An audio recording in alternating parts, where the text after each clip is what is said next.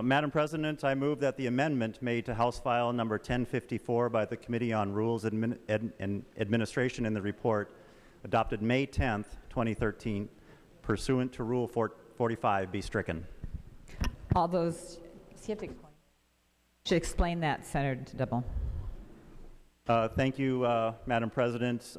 That's the motion that we make in order to accept the language that has been developed by the House.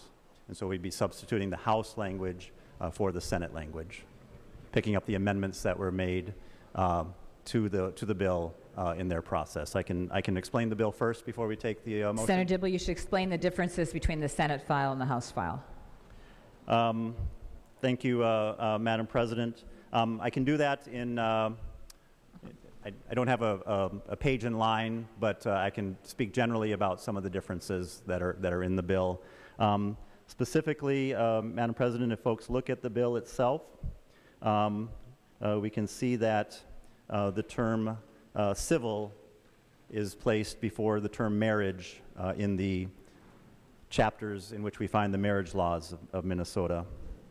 Additionally, Madam President, we see some more expanded language in Section 5 of the bill on page 3 that expands the notion of religious exemptions, folks able to freely practice their religion, picking up some of the language that we find in the Human Rights Act and placing some of those concepts and some of those ideas in Subdivision 2 and Subdivision 3 of Section 5.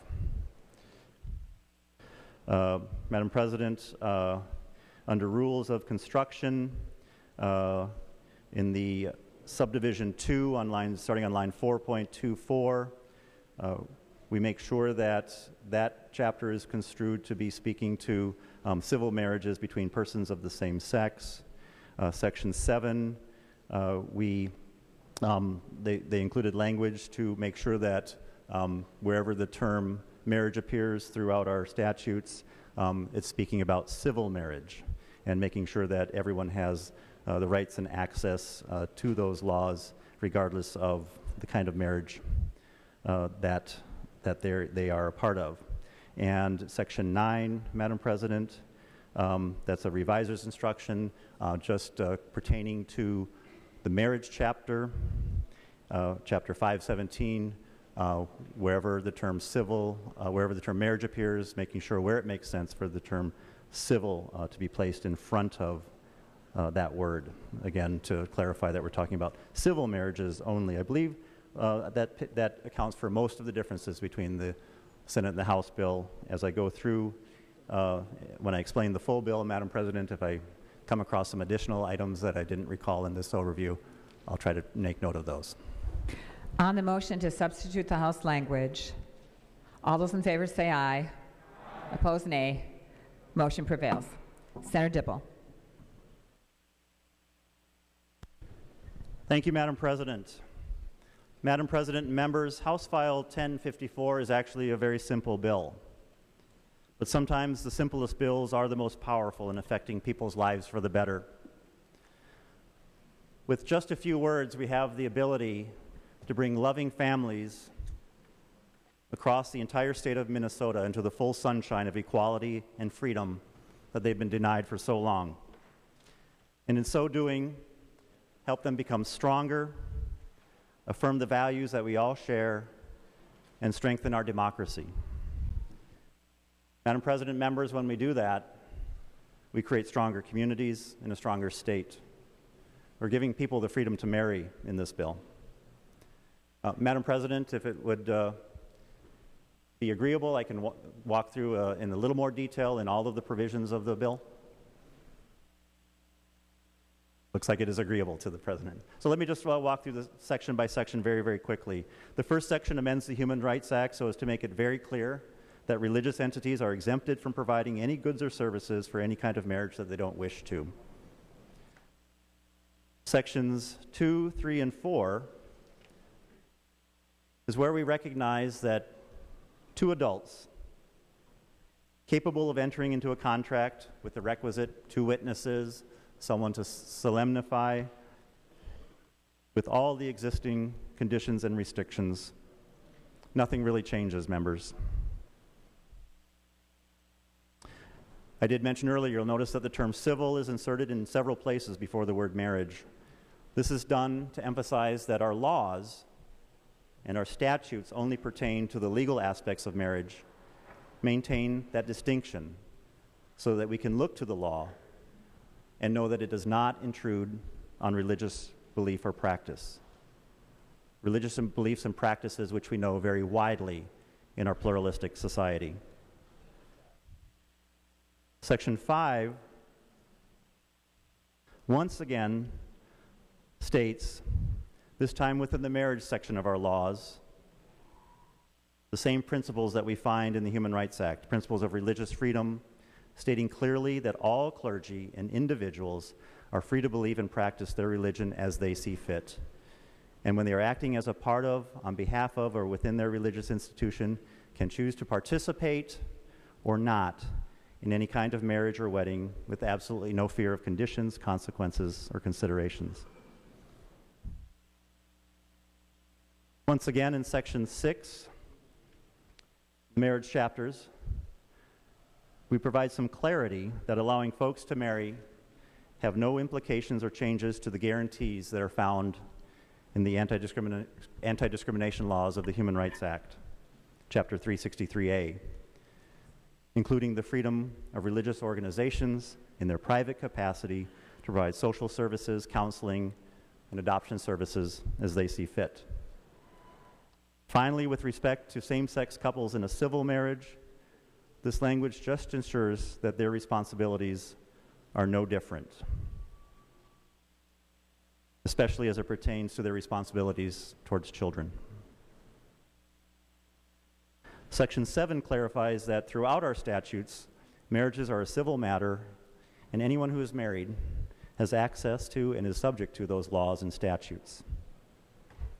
Section 8, it's on page 5, members, allows same-sex couples who have been married in Minnesota and have moved away to another state and it hasn't worked out for them, can come back to Minnesota for a dissolution of that marriage without establishing residency if they've moved to a state that does not recognize their marriage. And Section 9 directs the reviser to change the term marriage to civil marriage in the marriage statutes chapter, unless it doesn't make sense to do so. So, members, that's the bill. Pretty straightforward, not nearly as earth-shattering as folks might think. Madam President, I'll stand for questions or amendments. Is there any discussion? Are there any amendments? Senator Bonoff. Thank you, Madam President. I rise today as a co-author on this bill, and I am so honored to speak on the Senate floor on this issue because I know that I'm not standing up here as me, as Terry Bonoff, State Senator. I'm standing here to bring a voice for all of those who are not standing on the Senate floor but feel so strongly.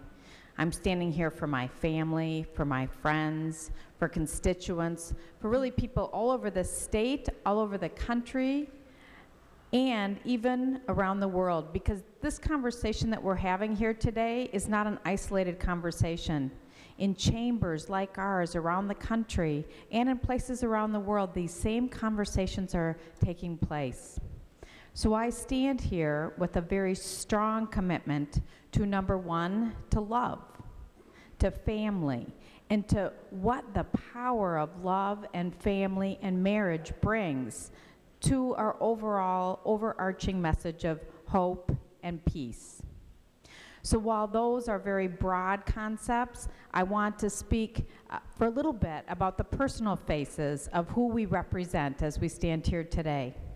I began by bringing forward an image of my brother, who I have spoken about on the Senate floor when this subject has come before us in the past. So I'll just speak briefly that it wouldn't be right for me to take this green vote without honoring who he is and what his life has been about. My brother told me over 30 years ago that he was gay, and we in our family welcomed him with open heart, of course, but also felt the fear of what his life would look like. Fighting discrimination, making sure that he could have the same kind of happiness that me, my husband, our children have. Well, my brother has led an extraordinary life, and we are so very proud of him. I stand here in memory of a very close friend, Michael Morrison. I went to college at Clark University in Worcester, Massachusetts, and he was my closest friend. I went back to Minnesota after to work in our family business, and he went to grad school at UCLA. I would go and visit him from time to time. Michael contracted AIDS shortly after he started grad school, and just a few years later passed away. So I stand here to take this green vote in honor of his memory. My neighbors, just down the edge of the street, Matthew, my husband, and I were driving home the other day, and Betty and Sue, Luz Maria, and Teresa were standing on the corner doing yard work, and they said, "We're just talking about you. We're so proud of what you're doing in the Minnesota Senate. Please vote for us." And their son today is up in the gallery, Alex, and so I pressed this green vote for Alex.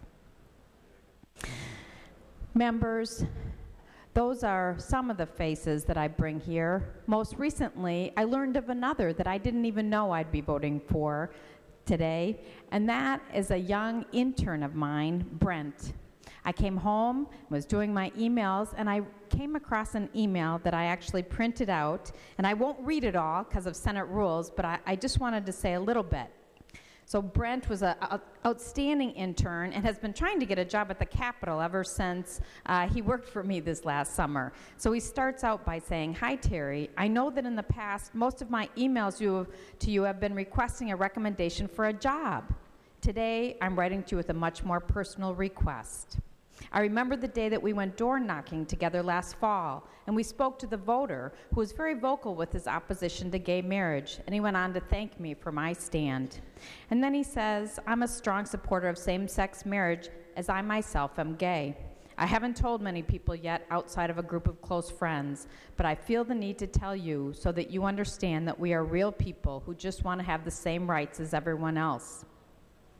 Again, he asked me to reach out to you, my fellow senators. He says, appeal to them as a human being. Let them know that there are those out there afraid to be who they really are because they may be discriminated against. While this bill won't change everything overnight, won't do away with all discrimination, it's a good place to start. And then finally he says, I would be willing to speak to any of your colleagues, even in front of all of the Senate, and make my secret known to the world, just to ensure that no other child ever has to spend 10+ years of their life hiding who they really are like I did. So I stand here to make sure that Brent's voice is heard. Not everyone in my district feels the same way I do, and not everyone in my district wants me to vote green today. In fact, it's very, very divided. I am just overwhelmed with people on both sides of this issue. So now I just want to end with a message to those who don't stand where I stand today. And I want those people in my community to know how much I respect them, how I have listened to their words, how I don't think that they are filled with discrimination or hate, but yet rather have such strong commitment to their faith, to their values, and their beliefs.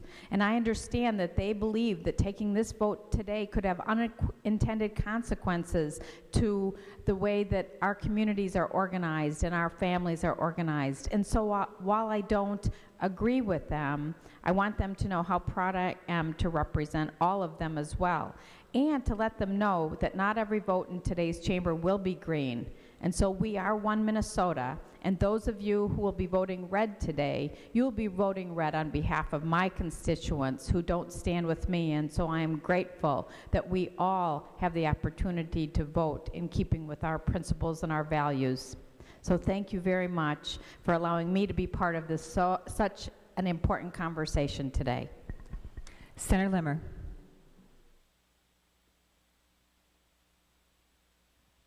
Thank you, Madam President.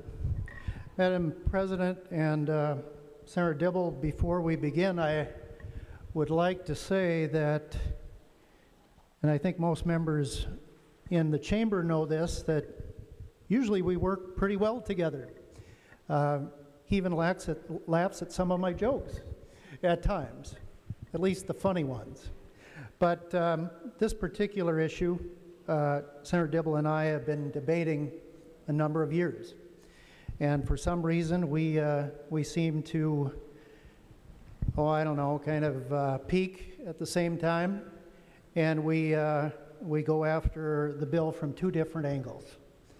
And that's rather typical in a legislative body. We both are motivated by deep-held beliefs and deep-held perspectives and a lifetime experience of analyzing what we think might be the best for our people. We also have to keep in mind that there's a number of people in Minnesota that are just as divided as some of us may be, and that we approach this issue sometimes without clear consensus from our community. As I begin, we're now on a House file, 1054. It was altered a little bit during the House debate. And I know that Senator Dibble had referenced the term civil, which was amended in front of every word that said marriage, and also to apply to every word marriage in our state statutes. And as we begin, I would like to ask Senator Dibble a question. Senator Dibble, will you yield? He will yield. Senator Limmer. Thank you, Madam President. Senator Dibble, the word civil, we do know that there is a definition in our law called civil law marriage. I'm assuming that that is not the same reference that is in this reference. Civil marriage, do you know if any other state has used that word to define this definition of marriage that you're proposing to us today? And if not, what type of case law would we rely on for our courts by the inclusion of the word civil in front of marriage? Does it do damage or does it not? Senator Dibble. Thank you, Madam President. Madam President, Senator Limmer, I'll draw your attention to the existing language. If you look at line 2.2, current law says marriage, a civil contract. So, Senator Limmer, what I simply think the goal and the intent of inserting the word civil before the word marriage is to make it clear to those who've articulated concern throughout this debate that we've been having over the last however many years, certainly more intently over the last couple of years, that somehow by amending the laws of our state, we are reaching into private religious practice. And so it simply affirms what was already true and has always been true about the laws of our state and every other state in our country, that the laws that pertain to marriage are laws that only deal with civil matters and don't reach into private, firmly held religious belief or practice, because of course we only have one term for marriage, and in fact the way we practice, the way we enter into marriage, unlike a number of other countries, we don't have a two-step process. We don't go down to City Hall, get married in the civil sense, and then have our religious ceremony. That's all taken care of in our house of worship, is that if that's how we choose to proceed. And then the civil aspect, the document, the marriage license is signed back in the church office at some point either before or after the ceremony. So this simply establishes what was already true in our laws, is true in the laws of every other state. I think a number of other states, I can't tell you with precision. I could perhaps get back to you in a minute or two to tell you if other states use the term civil marriage. But I think if your concern is somehow we're changing something, that's clearly not the case. Senator Limmer. Thank you, Madam President. Senator Dibble, when I look at this language, I do not see a reference to a religion. There is an exemption based on religious association on lines 1.9 that I believe is existing law, but other than that, it does not seem in Minnesota law to have a past reference of any legal reference to recognizing religion in our law books. Perhaps you may know more about it than I do, but the way I see this, we're nullifying every reference to a faith when it comes to marriage. That seems to be what this new law is all about. Senator Carlson. I'm sorry, I thought you wanted to speak. Is there any more discussion? Senator Cohen, Senator Latz.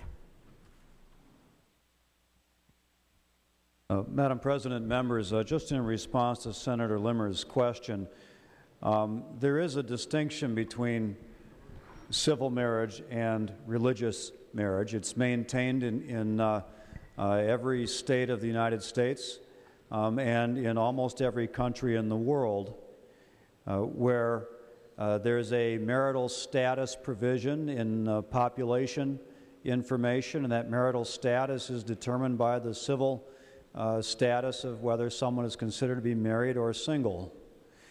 It is not subject to or required that anyone go through a religious ceremony to be married. When you register with the state, get a marriage license, that's a civil process in Minnesota, as it is in every other state in the country.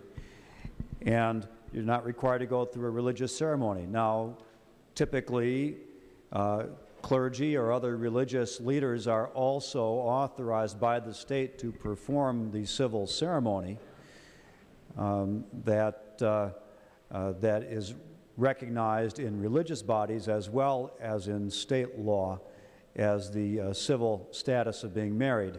But that is a separate religious process and is not mandated by state law. Is there any more discussion? Senator Cohen.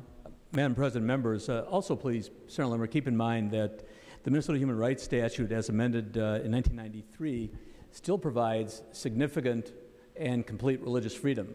There's been no interpretation relative to the passage of that statute that has suggested that, as Senator Latz has made clear, that there would not be the protection for religious freedom. The bill we have in front of us, House File 1054, deals with civil marriage.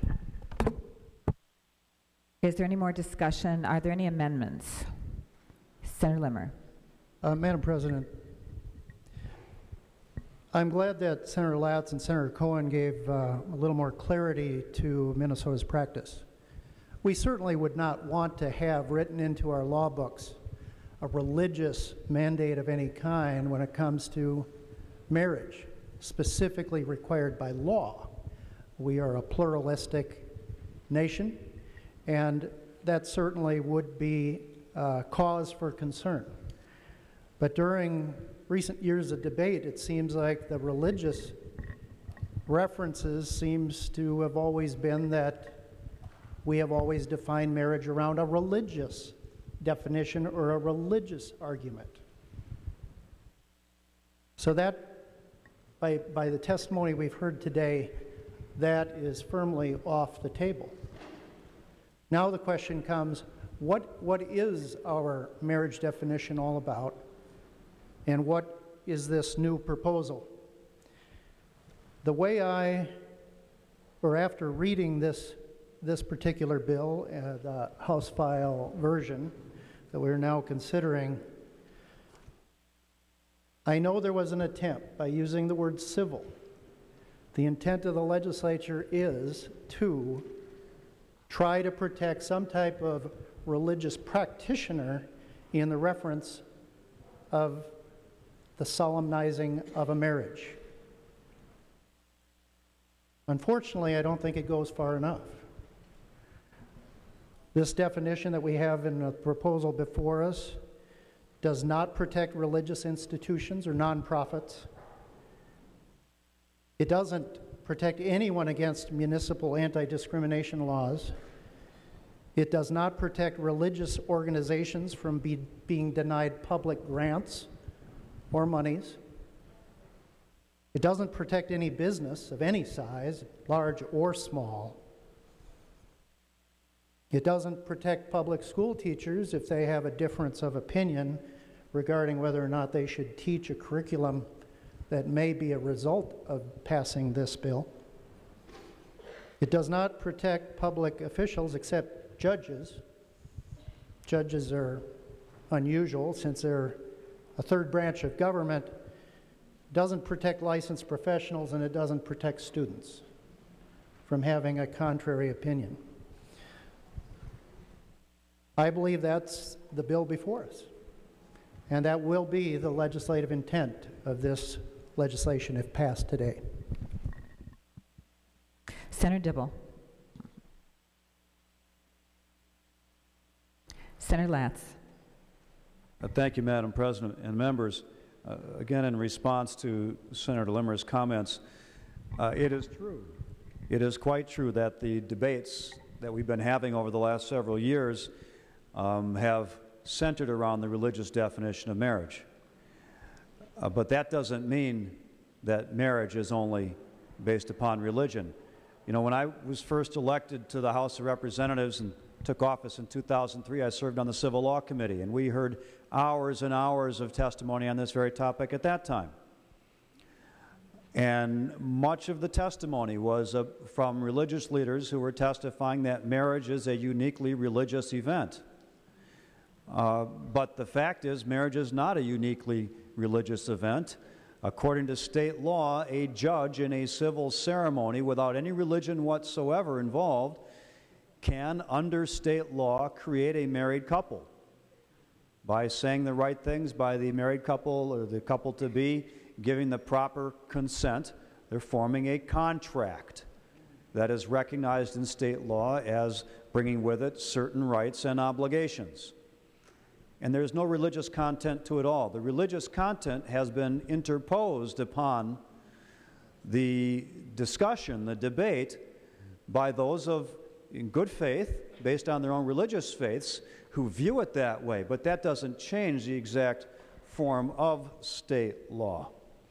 And I would note that there are certain provisions in state law that recognize certain religious groups' abilities to solemnize marriage and have that recognized as valid under state law and entitled to the civil rights and obligations. And they're found in Chapter 517.18 for those who are Hindus, Muslims, American Indians, Friends, or Quakers, and Baha'i, have those certain provisions to recognize their particular religious identities or needs.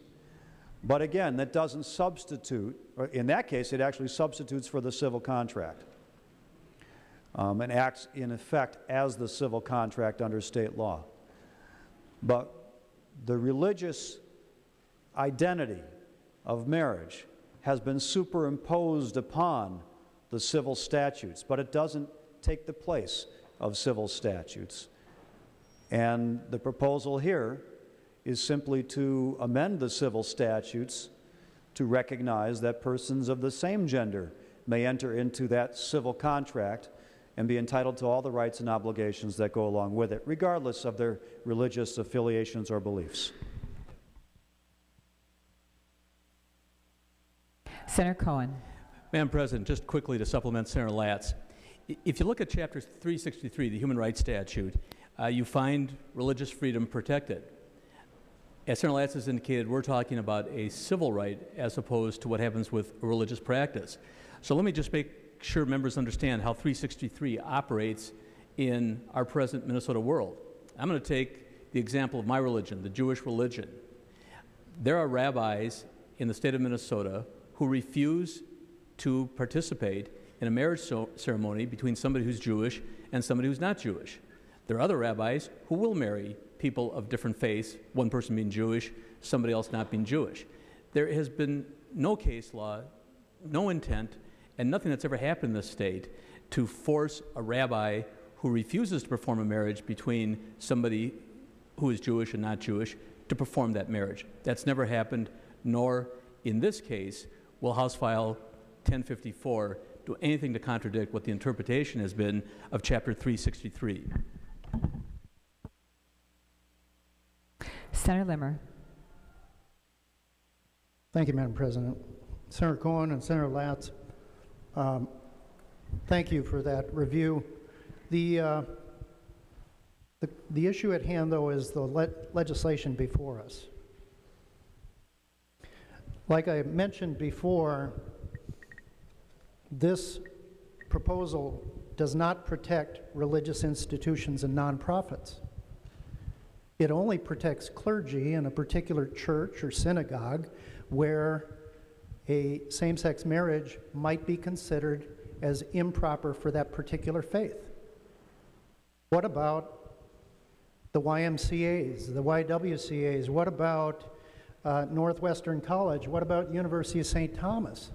These are all religious affiliated institutions, but they fail to have a denominational identity. They are not protected. These institutions, take for example, Northwestern College is a very popular place to get married. It's got a nice backdrop, and in the summer it's got beautiful trees and flowers around. It's very popular. That Christian college cannot refuse, according to this law that we're now considering.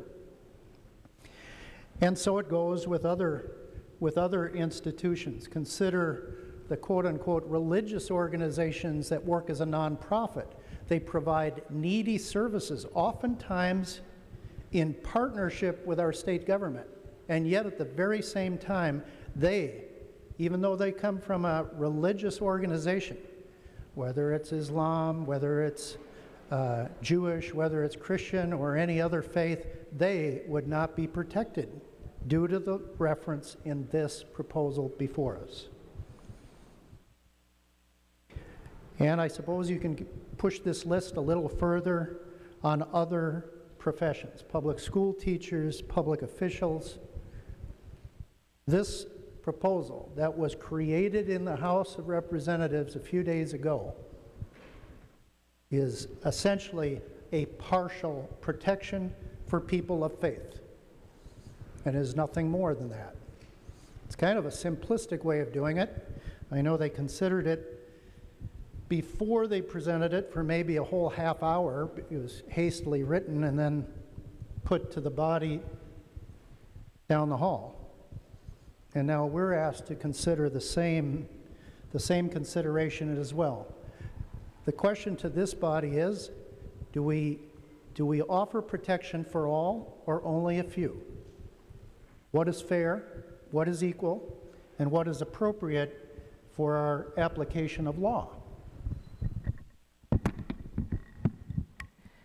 Senator Dibble. Thank you, Madam President. Madam President, members, Senator Limmer. Should this bill pass and be signed into law, what is true today will be true tomorrow. This bill doesn't change anything with respect to the protections of free and fair and open access in the marketplace. So Senator Limmer, I'm sorry to disagree with you, but I think you're simply incorrect. It's not a function of marriage. It's a function of our Human Rights Act and the requirements of our Constitution, the requirements of our laws to make sure that we don't deny the provision and the withholding of goods and services from minority people. As to those organizations that are religiously affiliated, time and again in this bill, there are efforts to provide clarifications. Organizations that are religiously affiliated, that are not taking public funds, yes, you are right on that fact, don't have to serve anyone that they don't see fit to. That's true today, and that will be true tomorrow. This bill doesn't create some sort of new opportunity for folks to demand service from entities that don't want to decline service to them. But in the marketplace, where we prohibit that kind of exclusion for very good reasons, because this is the United States of America where we don't discriminate against people, we don't exclude people in the public square. If you're providing a public service, you're providing public accommodations. So that's true, Senator Limmer, you're right on that. But marriage doesn't create that reality. That's true today. Senator Limmer, I would just refer you back to the bill.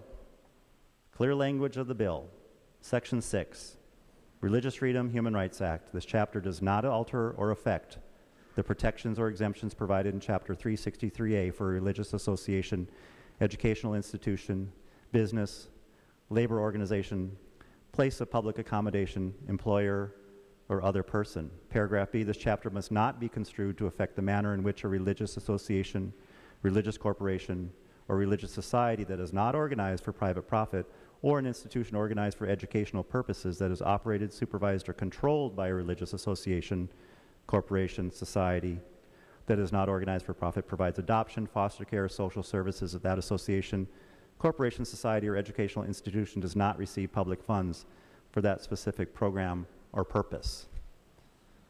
So Senator Limmer, those nonprofit entities that are providing a service under the auspices of their religious faith and tradition in connection with that are free to do what they'd like to do. That's true today, that'll be true tomorrow. Senator Latz. Madam President, Chapter 363A.26 is the current law, and it provides plenty of protection for religious institutions, nonprofit organizations, to implement their own religious beliefs when they are engaged in activities that are particular to their religious function. It's an exemption from the application of the Human Rights Act. However, there's even a specific provision relating to matters of sexual orientation. But even so, it shall not apply to secular business activities. So what happens if a religious institution is engaged in its religious-oriented activities, it can apply its religious principles. But when they choose to enter into secular activities, then they are obligated to abide by secular law in the state in which they are conducting those activities. Like any other organization, they have to follow state law. And similarly, with regard to, say, a public school teacher, if they take on the job of teaching what the law is in a public school, they don't get to pick and choose which law comports with their own religious principles and which one doesn't. If they run into a conflict with that, then they have to resolve either to not address that conflict in front of the class, but simply to teach what the law is, or two, if their school administration says it's okay and they determine it's appropriate, to teach about the different applications or issues surrounding public policy.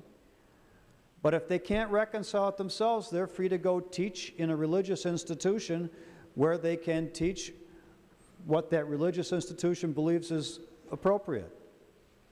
But we already have these protections in place, members, and this proposed law would not make any change in that. Are there any amendments? Senator Gazelka. Thank you, Madam President. Members, before I go the direction I want to go, I was just thinking about Senator Latz's comments, and I'm thinking about a person of faith, and it's not about living your faith on Sunday or Saturday, howbeit once you're inside that church building. It's about living your faith out loud 7 days a week, 24 hours a day. And as I looked at the title on this, as we're talking about this particular subject, the title says, the part of it says, providing for exemptions and protections based on religious associations. So I can only assume that the intent is truly to protect religious rights of those that may have a different opinion. Madam President, members, I handed out a 4-page letter from the University of St. Thomas about this bill. In fact, in its current form, this bill. And keep in mind, I hope you all took the time to read it. I know you get a lot of stuff on your desk, and this is one of those that I think is really, really important to see. And the third paragraph down, it says, the Minnesota bill includes religious liberties protection, but they leave unaddressed several conflicts between religious liberty and same-sex marriage. And I think that the next paragraph is the one that I really want people to see, because this is a group. Thomas Berg is the professor of law at St. Thomas that got together with 4 other law professors from other places dealing with religious liberty. And he says, we support same-sex marriage. So, Madam President, this is a man, this is a group that actually wants same-sex marriage. And yet they say, we think the pending bills can be a great advance for human liberty, but without amendments, the bill will leave significant issues for religious liberty of those believers who cannot conscientiously participate in implementing the new law. And it goes on from there. But you can see, Madam President, members, that despite the debate we're having here, that there are legal scholars that teach law, that help people go on and be good attorneys in our society, that are saying that religious liberties are not protected in this bill. You know, and if I can say, you know, I'm from a family with 10 kids, and we talk and fight about everything now that we're all adults. And, you know, you're not supposed to talk about politics, and here I am a politician, and for sure not talk about religion and politics, and yet here I am on an issue that deals with religion and politics. And there are, I'm sure, at least 1 million people of the Christian faith in Minnesota. I don't know how many of the Jewish faith, I don't know how many of Islam, but many, many people of deep religious convictions. And for me, I can only speak with clarity to the Christian faith, but I have a hunch these things would be similar to others. And Madam President, if I can say that these people are, as a group, dear, loving people that love people of every color, of every gender, or wherever you're at, they love people. But if we pass this without these religious freedoms, we are putting a tension to them that will almost be unbearable, the conflict of what they have to choose between what they believe is morally right and a law that potentially can cause them to pull their license and do many things. And you know, they read scriptures and follow those scriptures that I think many of us like. Do unto others as you do unto yourself. Take the log out of your own eye before you try to take the speck out of another eye. Simple principles that they try to live their life by. And those same scriptures for these people deal with marriage and talk about marriage being held in high honor and something that they should shoot for, strive for, and lift up is very important, I believe, in the context of man and woman. And you look to what Jesus had to say when people asked him about no-fault divorce, and he pointed back to the very beginning in these scriptures and said marriage was meant between a man and a woman. And so these people that hold these deep religious convictions, trying to follow things that please their God, are asked then to say those are not important, or at least you need to separate yourself into a secular and religious person when frankly we are what we are, one person with many, many complexities. And we're going to ask them if that we don't adopt more religious freedoms for them, we're going to ask them to violate core principles or suffer the harm. And so with that, Madam President, I've got the A10 amendment that I hope addresses this situation.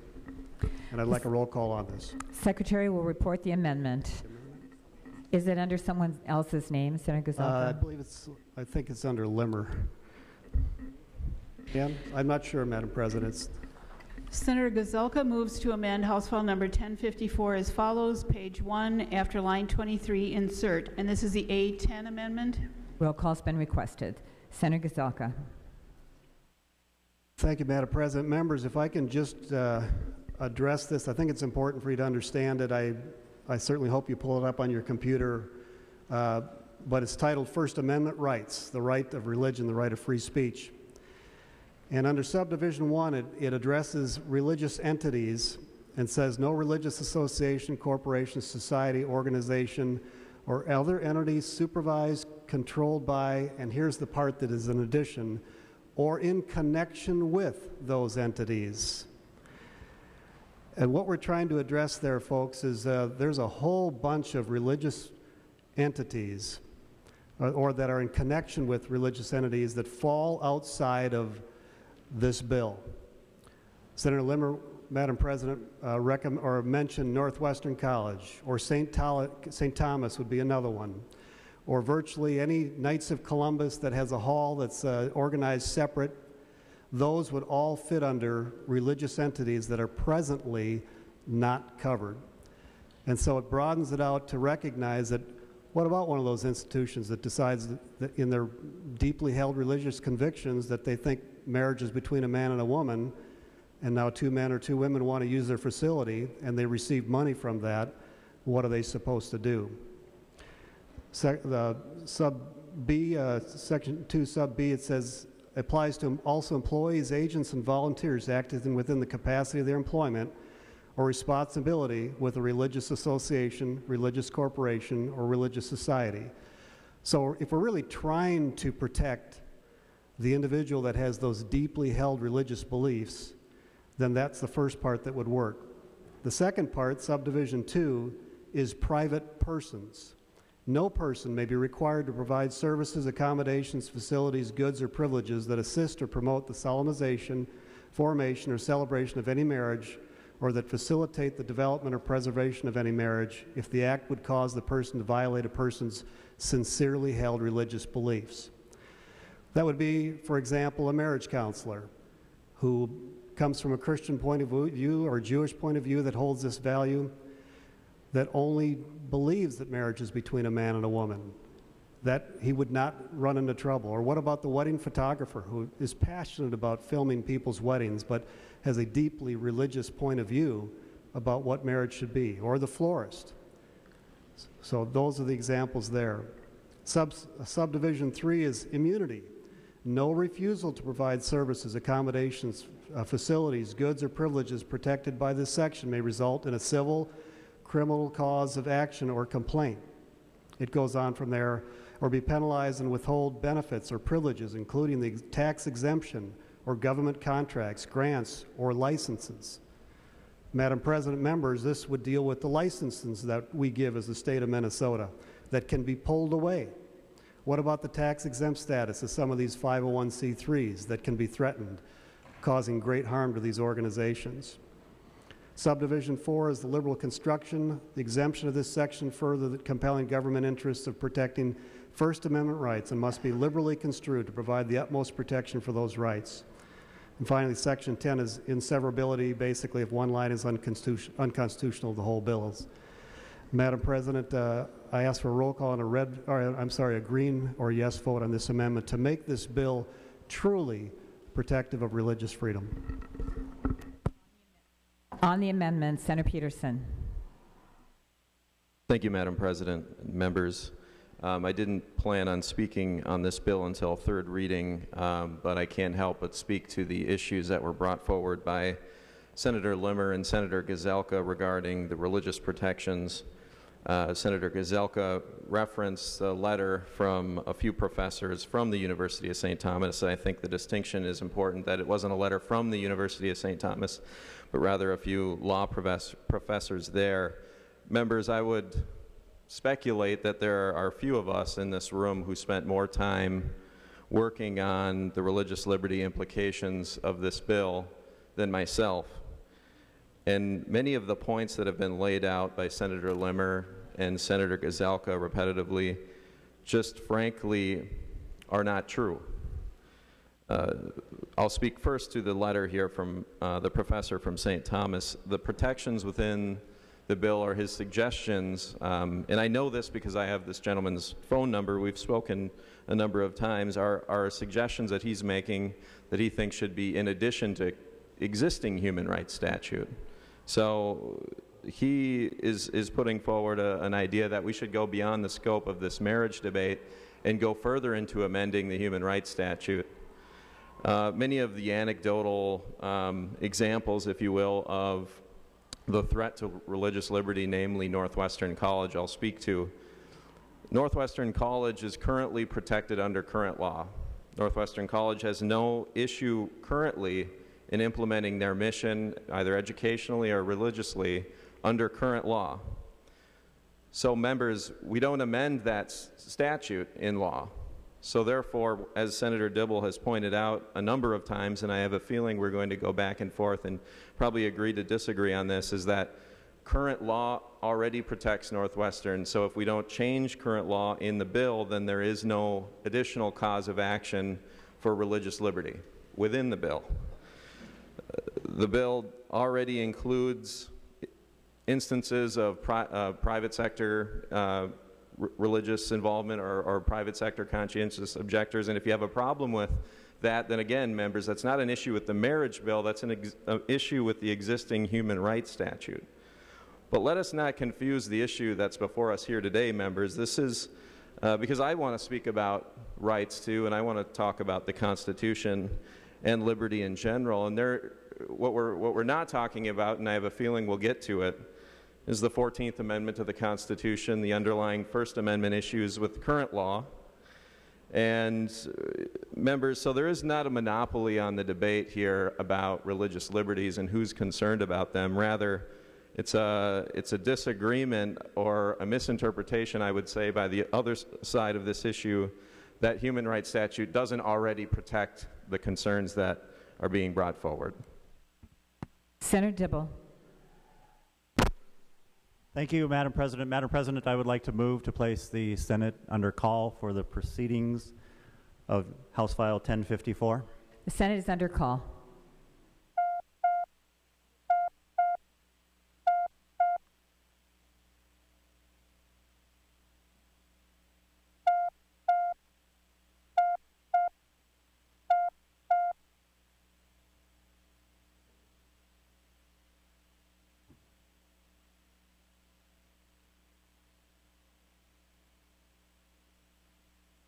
Madam President. Senator Dibble.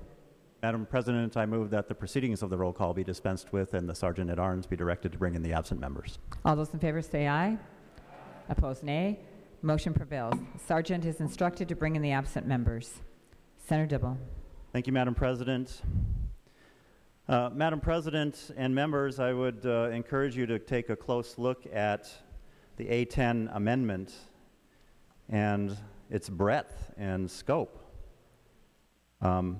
It's actually breathtaking in opening up and basically rescinding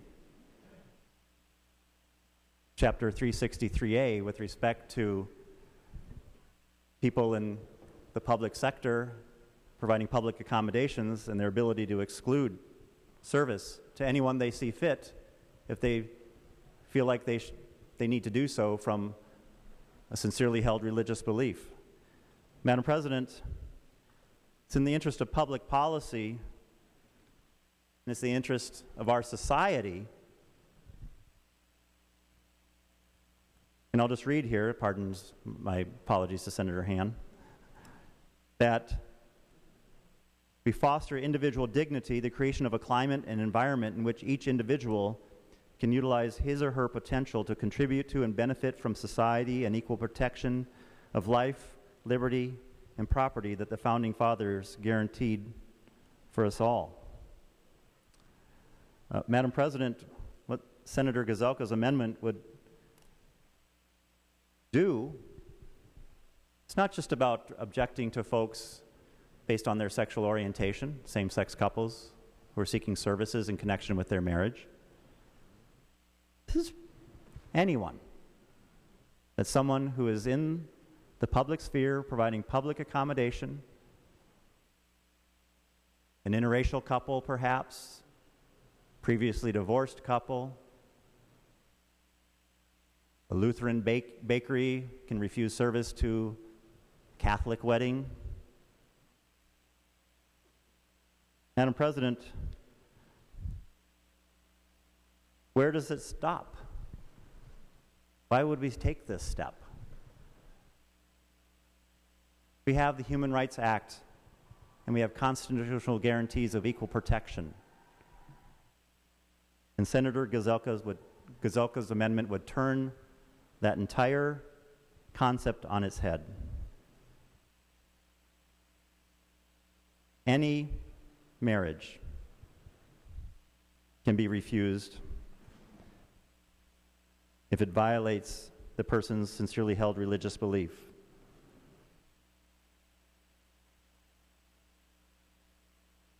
We know from years and years of legal practice and proper functioning of our market that absolutely 7 days a week people can believe what they want to believe and sincerely hold that. But when they step out of their front door and they put a shingle out and they open themselves up for business, they can't pick and choose who gets to walk in through their door and ask for service. This is the United States. This is Minnesota. We don't pick and choose based on people with whom we disagree. Diversity lies at the foundation of the strength of our state. We have gotten along in peaceful and civil society for over 200 years. It's been rocky and bumpy, and we've had some ups and some downs, but this is a journey towards greater freedom, greater opportunity. Why would we move ourselves backwards?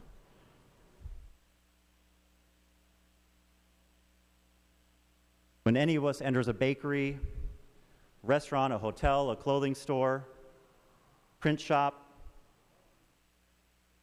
imagine the indignity of being turned away. This is not an abstraction. This has happened to my community for hundreds of years. It happened to Senator Champion's community, Senator Torres Reyes, and has happened to many of your ancestors who came to these shores, Irish, Swedish, Jewish, and we're figuring it out. We don't exclude folks in the public square, in this public sphere. Senator Gazelka's amendment is breathtaking. And then you go down and you read section 10, inseverability.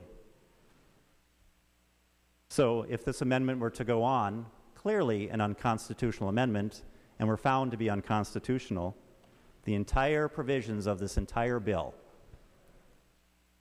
would be null and void. Madam President, I happen to have seen this amendment previously. It surfaced in another part of this building, which shall remain nameless. And so we decided to do a word search on the term inseverability in our statutes and our laws, and you know what? It doesn't appear anywhere. A damaging amendment with language like that has never been placed in our statute books designed to bring down the entire provisions of a particular proposal. So, Madam President, members, I encourage you to vote red on the Gazelka amendment. Senator Limmer. Thank you, Madam President. Madam President, Senator Dibble, as I look at the A10 amendment, I don't believe it goes as far as you think it does. There is no repealing of our Human Rights Act in this proposal. It doesn't scratch any lines in our existing law. I don't know where you're arriving at that conclusion. And it also specifies a very narrow window. Not for anything, as you had said, would refuse public accommodations in a broad sense regarding the Human Rights Act. It says for those people who have a sincerely held belief that believe that they would be violating their own conscience if they participated, whether it's in a personal manner or through their business, in promoting a marriage that their faith refuses them to participate in, we would allow that. Very narrow window so that people would not violate conscience. You know, we have other areas of law that we recognize conscience. Perhaps you don't want to recognize that, but in this particular area of law, I think it's absolutely vital to recognize the rights of those who you want to have married and the rights of those who have a faith that needs to be upheld in their own conscience. I believe that this particular amendment is simply trying to accomplish both. It's not trying to do damage to your bill. It's trying to recognize the religious liberties of this state and this nation. Now, maybe we'll force people to do this. Maybe we'll force people, a person to promote a marriage of someone that they don't believe in. Then, unfortunately, those people will have either to quit their jobs, quit their businesses, or perhaps even get on their knees and ask forgiveness. Is that the state we really want to have? Isn't there room in this state? Isn't there room in our statutes for proposals like this, where we recognize the rights of people who have deeply held, sincere beliefs and allow them to say, I'm sorry, I can't do that? Now, I understand I try to understand the struggle that your community has had over recent years. I can't put myself in that place, but on the same hand, I can put myself in the place of those who have been persecuted for their faith. Is that really the type of chapter, verse, and law in our statute books that we want to have? Senator Gazelka's amendment is a sincere opportunity to create that balance. And quite frankly, I'm sorry that we don't have room for people of faith in our statute books anymore. Senator Torres-Ray. Thank you, Madam President. I'm having a hard time listening and believing that I don't understand this language that is being proposed, but I do believe that I understand this language quite well. And I agree with Senator Dibble, but as a person of deep religious moral conviction, what is very hard for me is to really understand how is that we could possibly, how could we possibly think about entertaining an amendment that incorporates the harshest, in my opinion, the harshest religious discriminatory language. And I'm going to read it, Madam President, because I do believe that we have the opportunity to have this language in front of us so we can go back and forth and say a few things about it. But I don't think that the public has that access. But this is what the amendment actually says. No religious association, corporation, society, organization, or other entity supervised or controlled by or in connection with those entities or individual acting in the scope of employment of religious entity or clergy or minister may be required to provide services, accommodations, facilities, goods, or privileges. That means a hospital. That means that a nurse. It goes on, in fact, to provide that exemption for private persons. So a nurse, a doctor could refuse to serve a person. If I go to Walgreens, a person may refuse to sell me medication. This is fundamentally against our democracy, our principles of democracy, and our principles of deep religious and moral conviction, Madam President. Senator Dibble. Thank you, Madam President. Madam President, I was also going to read verbatim so that the public understands what Senator Gazelka proposes to do. Subdivision 2, no person may be required to provide services, accommodations, facilities, goods, or privileges that assist or promote the solemnization, formation, or celebration of any marriage, or that facilitates the development or preservation of any marriage, if that action would cause the person to violate the person's sincerely held religious beliefs.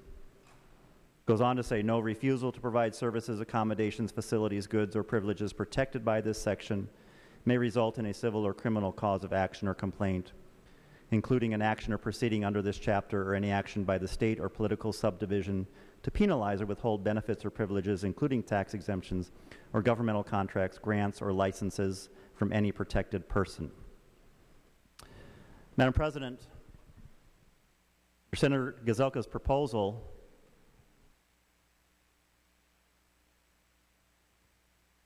a hotel could refuse to rent space for a wedding ceremony to an interfaith or interracial couple.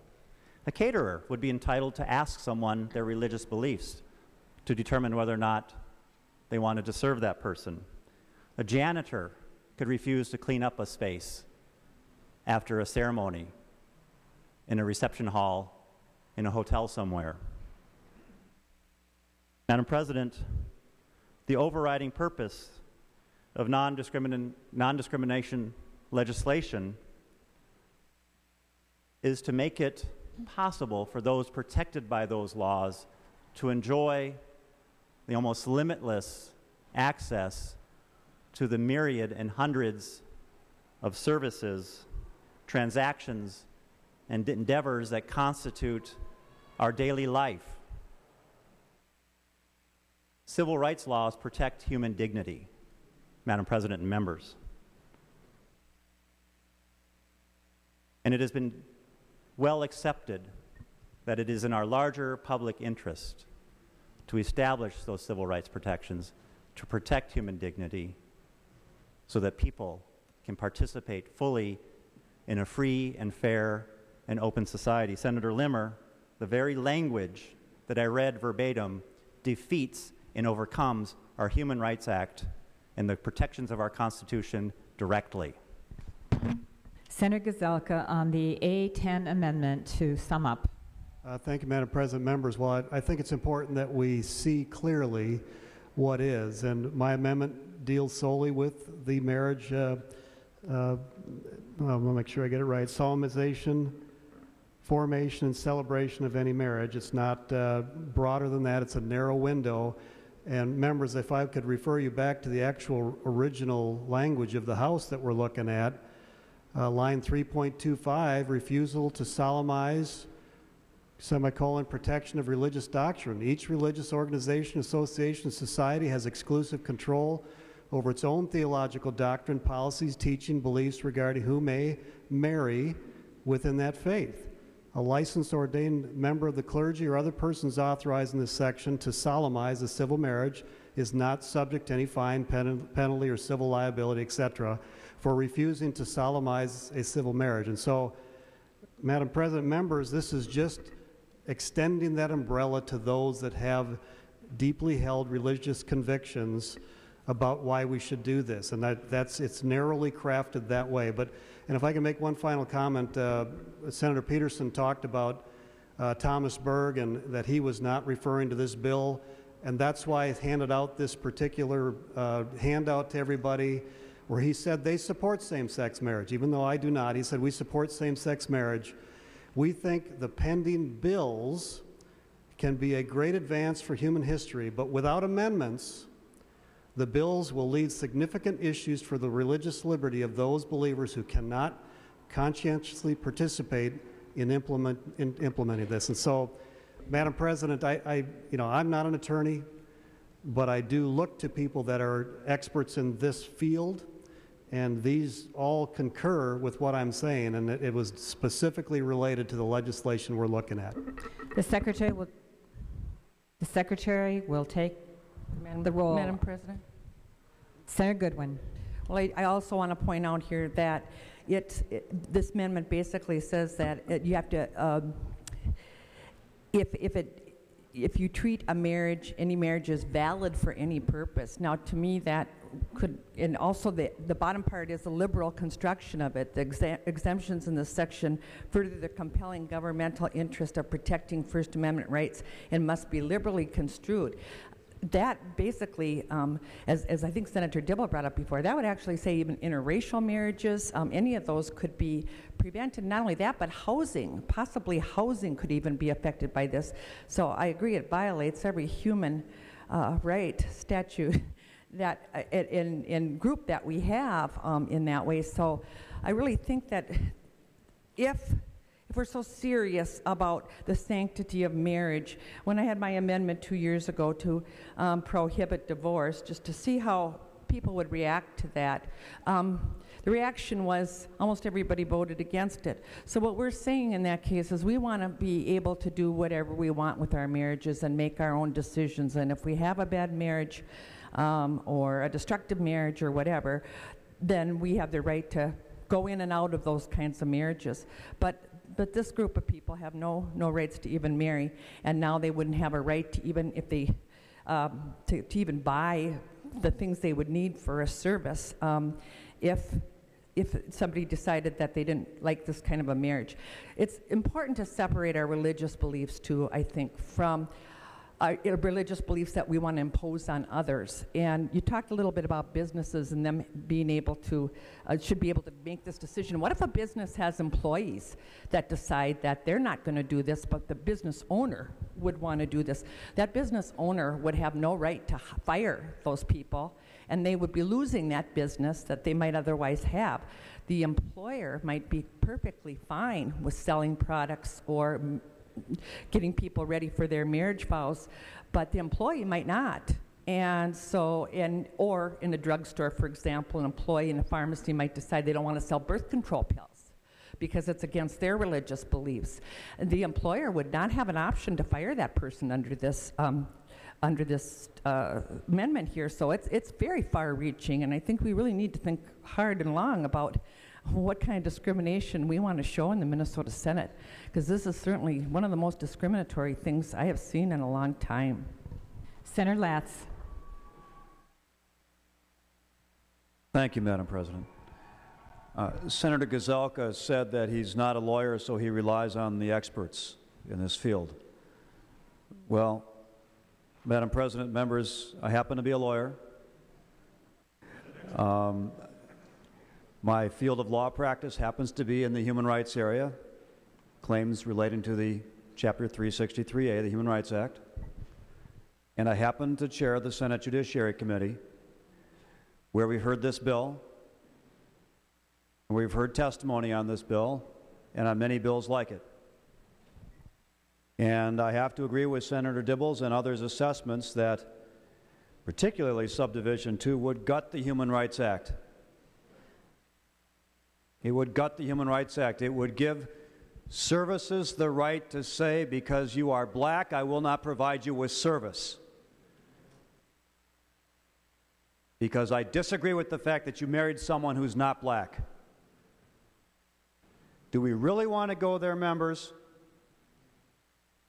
Haven't we been there before, 40 years ago? Aren't we past that as a society?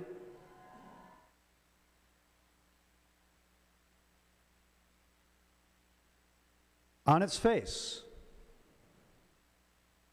some of what's in this amendment may look good, but you have to read what it actually says, and you have to understand what it actually means and what it will actually do.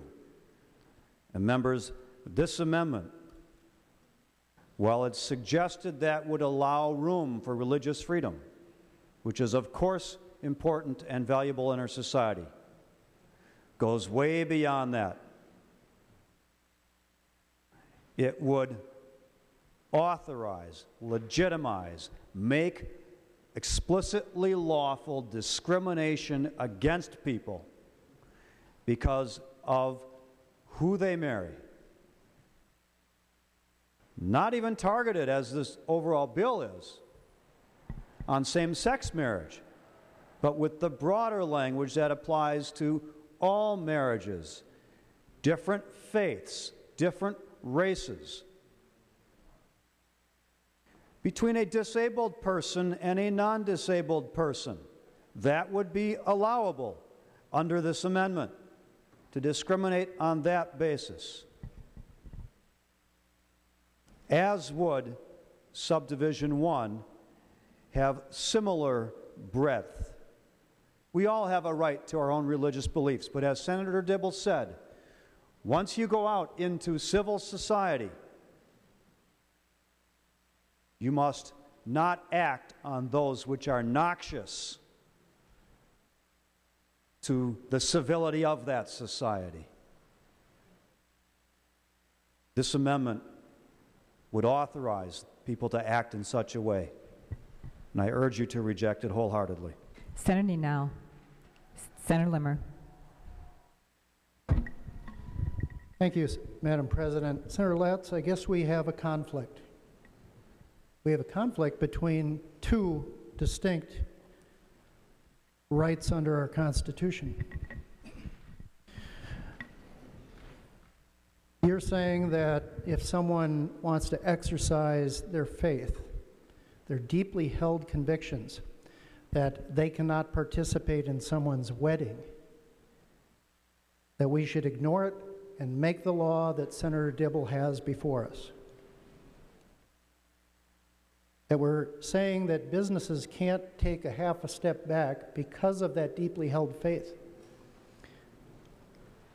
Are we willing to look some of our business people in the eye, those who might be florists, caterers, innkeepers, photographers, town clerks, and say that your religious practice only has to be within the four walls of your church?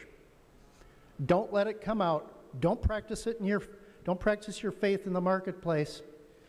Don't say no to the power of government. You know, there are examples in other states where those states have gone forward with same-sex marriage. Many of those states do not have protections. We can talk about Robert and Cynthia Gifford, owners of Liberty Ridge Farm in New York. They declined to allow a couple to use their family farm for a wedding based on their religious beliefs.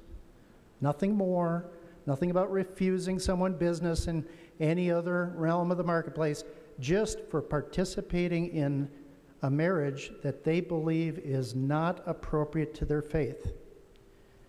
They were sued in New York. Their case is pending. Two New York town clerks, Ruth Sheldon and Laura Fatuski, they decided they had to resign their employment at a New York, I think it's a license bureau, to give marriage licenses. They made that decision. Some openings on the employment line in New York for that. I don't know if they had to do that, but they probably would have been confronted with a fine because their religious faith did not allow them to do that. Senator Latz, if you look at members of faith, some are very conservative, as you know. Some people cannot participate in actions that the government dictates is good because of a religious faith. You have conservative members of faith in your community. I don't think we would want to write a law dictating to any faith that they had to do something beyond their religious constraints. But this bill, without Senator Gazelka's amendment, will. Jim and Mary O'Reilly, owners of Wildflower Inn in Vermont, they told a couple that they could not host their wedding due to their Catholic faith. Well, they settled in court simply because all of the money they were losing in legal fees and boycotts on their business. In addition, they had to pay a $10,000 fine to the Vermont Human Rights Commission and $20,000 to a charitable trust set up by the couple. We have a conflict with the proposal before us today. It's a conflict of where we want to go in violation of religious liberties that all of us have held dear. There was an elderly state of Washington florist, Baronelle Stutzman. She was sued in April by the Washington Attorney General and the ACLU for declining her floral services. She's been in business for over 30 years. She provides her services of floral arranging to lesbian and bisexual and gay individuals. It's just when the service was asked for a wedding, she claimed it violated her religious rights. Washington is now seeking that she pay a fine for discrimination violations and an injunction requiring her to violate her conscience in her business practice or stop doing flowers for weddings altogether. And if you've ever been in the florist industry, weddings are a pretty big deal on weekends. This bill, without Senator Gazelka's amendment, says Minnesotans will have to violate their conscience or stop doing business. Is that something good for Minnesota? Is that Minnesota nice? Or are we just going to have the treads of history roll over people with religious faith? And all they want in Senator Gazelka's amendment is a simple exemption that says, if it's for a wedding, I have to excuse myself because of my religious faith. Now, isn't there room in Minnesota for that? After all, we live in a pluralistic society. We live in a society that welcomes differences, welcomes different creeds, different religions, and we accommodate many faiths. I hear we even put in foot washing stations for Islamic students on our college campuses. But somehow, the bill before us, without Senator Gazelka's amendment, doesn't make room for people with sincerely held beliefs who simply want to quietly excuse themselves in being a partner to a marriage ceremony that violates their faith. Seeing no further discussion, Senator Nenow. Thank you, Madam President. Senator Limmer stole a little bit of what I was going to say. Well, he didn't steal it, he just got to it first. With some individual examples of people that provide services, wedding services. And the purpose of Senator Gazelka's amendment, as I understand it, and as I read the weaknesses in this proposed legislation, the bill itself before us, the language that we have, acknowledges that there is an inherent conflict between legalizing same-sex marriage and any number of deeply held religious beliefs, and we're not talking just one religion, we're talking several. The bill itself acknowledges that there is an inherent conflict because we carve out protections. We carve out religious protections, but they're all for organizations and corporations and associations, but nothing for the individual. And that's one of the points that was highlighted in the letter Senator Gazelka handed out. And the letter specifically refers to this legislation.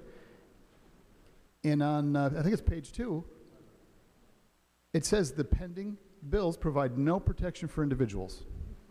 Now, I appreciate that the House did add in some language and that we've accepted their language here for consideration with some religious protection. The ability for organizations and corporations to operate freely with their First Amendment right, freedom of religion. But there's nothing in the legislation for the wedding photographer. And I look back, I'm prone to give these personal anecdotes this year. That's a little atypical for me, but I think back to my daughter's wedding in December. And the wedding photographer just happened to actually be named December. And I never had this conversation with her because we weren't in session and this bill wasn't being proposed. but I do know that she is a deeply religious person. In her case, she happens to have a deeply Christian faith. I didn't hire her. It was a wedding gift from a friend of the family. He did the hiring, so I didn't pick her for that. She just happened to be that way as I got to know her over the course of an entire day. I'm inclined to think that if a same-sex couple were to call her up and say, we'd like you to take our wedding photographs, there's a good chance she might be very uncomfortable with that because of her deeply held religious faith and might say, please call somebody else. There are examples across the country, and Senator Limmer gave a couple with florists and a farm facility. There's examples of photographers. They've been sued and lost because they don't have a protection. We'll protect the church. We'll protect the Knights of Columbus. We'll protect the YMCA, who can say, I'm sorry, that's our deeply held religious belief. It's one of our core tenets. We can't rent out the reception hall. But we won't protect the wedding photographer that would be there. And that is a deep, deep flaw in this proposed legislation. We have individuals that have created entire careers focused strictly on wedding services, premised on a law that's been, as far as I know, on the books ever since we became a state. And now we're changing it. We're changing the rules on them mid-career, midstream. And essentially, they can be put in a position where they can't do their job or they have to violate their core, deeply held religious beliefs. And that's an untenable position to put an individual into. Seeing no further discussion on the A10 amendment, the Secretary will take the roll. Senate is under call. Members should vote.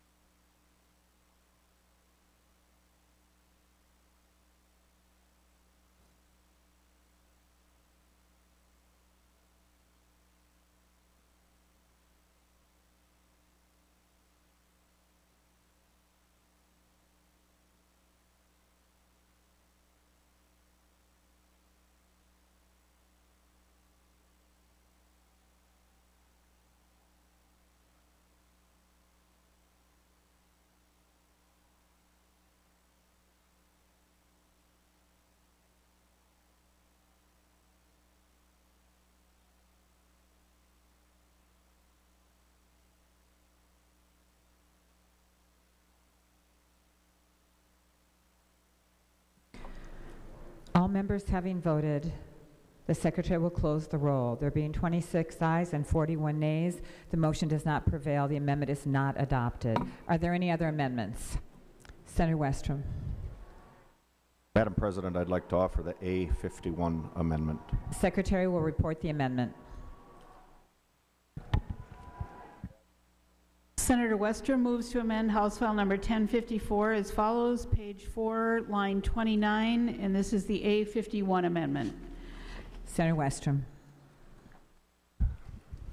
Madam President, members,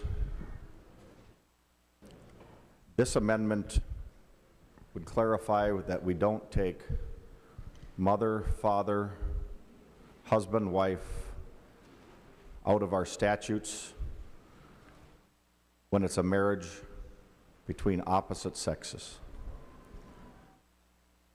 I would urge your support of this amendment. While the language, I think, helps establish that it's gender neutral for same-sex marriages, it doesn't strictly clarify that we continue to use mother, father, husband, wife in opposite sex marriages.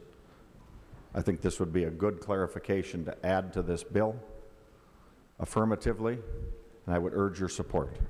Is there any more discussion on the A51 amendment? Senator Dibble. Thank you, Madam President. Members, I would urge you to reject this amendment. Madam President, members, I would first speak to the purpose of this section. As I described earlier in the presentation of the bill, the sole purpose of this section is to ensure that for same-sex couples who get married, their rights and responsibilities are maintained, particularly in the event of dissolution when children are involved in that marriage. And to make that very clear, and first let me respond to the rhetorical point that Senator Westrom made, that somehow we're removing mothers and fathers from the statute books. That is just simply not the case. But I would just draw members' attention to the plain language of the proposal in front of you on lines 4.25, 4.24, and 4.25. When necessary to implement the rights and responsibilities of spouses or parents in a civil marriage between persons of the same sex under the laws of this state, including those that establish parentage presumptions based on a civil marriage, gender-specific terminology such as husband, wife, mother, father, etc. Madam President, that's necessary. The goal, because of course we know that in some instances some of those gender-specific terms simply don't apply in these particular marriages. That's why the language is quite specific. In a civil marriage between persons of the same sex, and it's just simply to make sure that folks continue to have access, full access to the laws, even if they're not written in such a way that might grant them access. So, Madam President, Senator Westrom's amendment is completely and totally unnecessary, premised on an argument that isn't even supported by the facts. So I encourage a red vote, Madam President. Senator Ingebrigtsen. Madam President, I would request a roll call. Roll call's been requested. Roll call granted. Is there any more discussion on the A51 amendment? Senator Westrom. Well, Madam President, members, I would urge your green vote on this amendment. The current bill has specific language to say what to do in the event of a same-sex marriage, which says take mother, father, husband, wife, and make them neutral.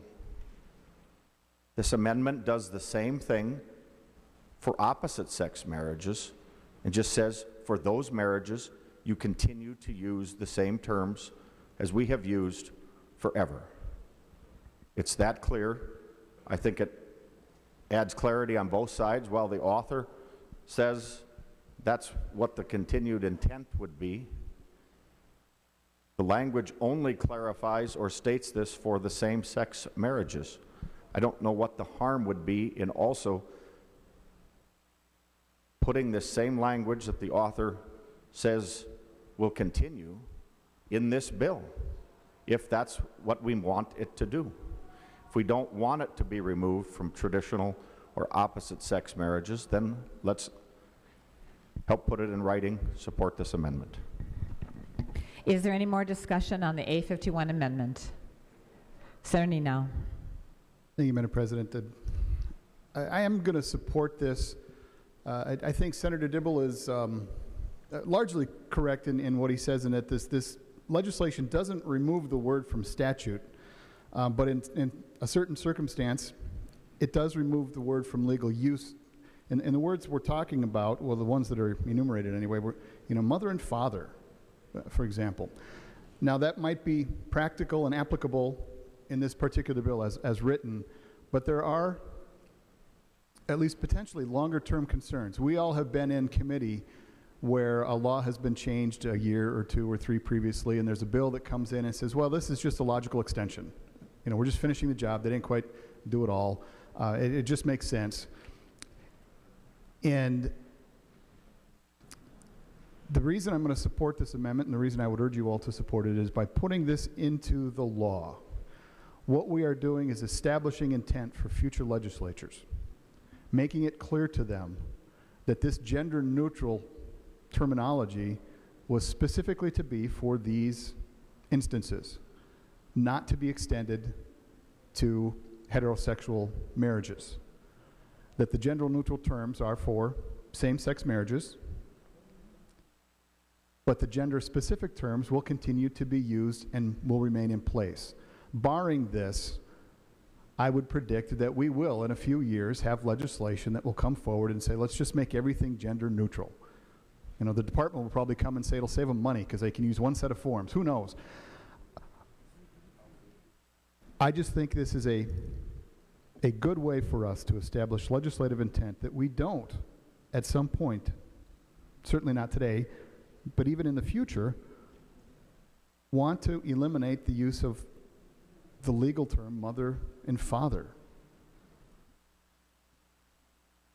Seeing no further discussion, the Secretary will take the roll on the A51 amendment. Senate is under call.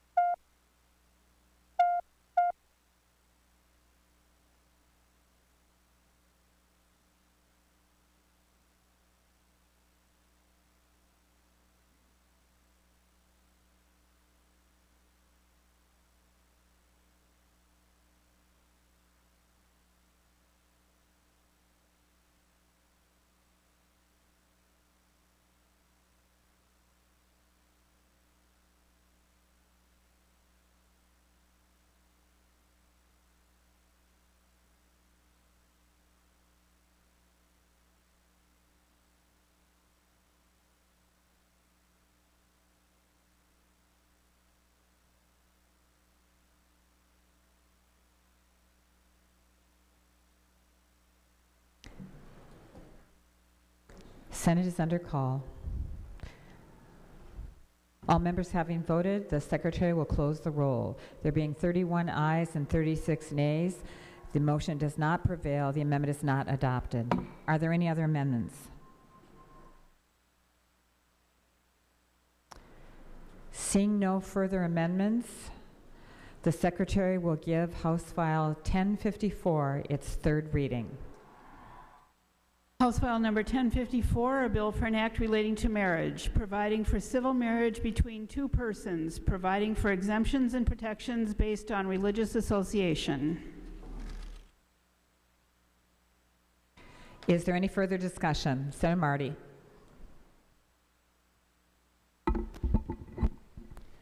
Madam President, this weekend I was in the office for a conference committee and I decided to spend a few minutes listening to some of the constituent voicemails that we have that pile up on our phones at times. And one woman who had a beautiful Southern accent told me that her religious beliefs, it was very clear she had very strong, sincere feelings, persuaded her that same-sex marriage was wrong, and she was very passionate about it. She went on to say that because of her religious beliefs and her disagreement with same-sex marriage, she said she couldn't comply with the law. She said she simply couldn't comply with the law. She said, if they have to arrest me, they'll just have to do that. And I was hoping she'd leave her name and number, and I waited till the end of the message to get it so I could call her back, but she didn't, because it really sounded like she truly believed that she was going to be forced to marry another woman by this legislation. And the reality is, the point she made in saying she didn't want to comply with the law is it doesn't affect her. It doesn't affect her family. It doesn't affect her church. It doesn't affect her religious beliefs. And of course, it doesn't require her to marry any particular person. She has the right to her very sincere religious beliefs, as she ought to. And this bill doesn't change that. It doesn't change it in any way, shape, or form. Just as she has a right to those religious beliefs should not be used to determine how other people live their lives, who they choose to fall in love with, who they choose to marry. 32 years ago now, I met and fell in love with Connie, and I'm a very lucky person. We made a commitment to ourselves a year later. We made a commitment in front of our church, in front of our family and friends. Now we've had over 3 decades blessed with a wonderful family, 2 kids, both of whom called home. One from India called home to wish her a happy Mother's Day yesterday. For over 3 decades, we've seen how important family and marriage is. My father is a Lutheran pastor and theologian. He and my mother raised me with the understanding of the importance of family and commitment. And after 3 decades, I gotta say, I agree with them. They were right. I strongly support that. About 15 years ago, one of my father's students in divinity school fell in love with a wonderful woman who was also in seminary at the time. The 2 of them also made a commitment in their church in front of their family and their friends. Now they're both ministers. They've been blessed with a charming 3-year-old daughter. That girl loves her parents the same way our kids love theirs. They share my values about love, about marriage, about family. They care about their family rights and their ability to take care of each other. But unfortunately, while they have the same love and concern and family that we have, until this week, our state has not given them any recognition because they're both women. Their daughter doesn't have the right to know that her parents are protected if one of them is in an accident. They don't even have right now all the legal rights to visit each other. And in many cases, many rights such as that have been denied.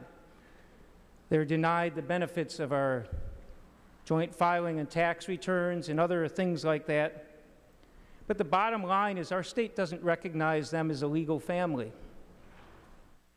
This legislation is so incredibly important to that family and to every family that's been denied the rights under the state until now. This legislation will finally, this week, will change all of that and will give them the same recognition that my wife and I have and most of the people in this room have. The same recognition, nothing more and nothing less. And these families, whether some have been able to acknowledge it or not, these families, they pay taxes. They participate in their communities. They go to church. They're active in the PTA. These families deserve the same rights and recognition that we do.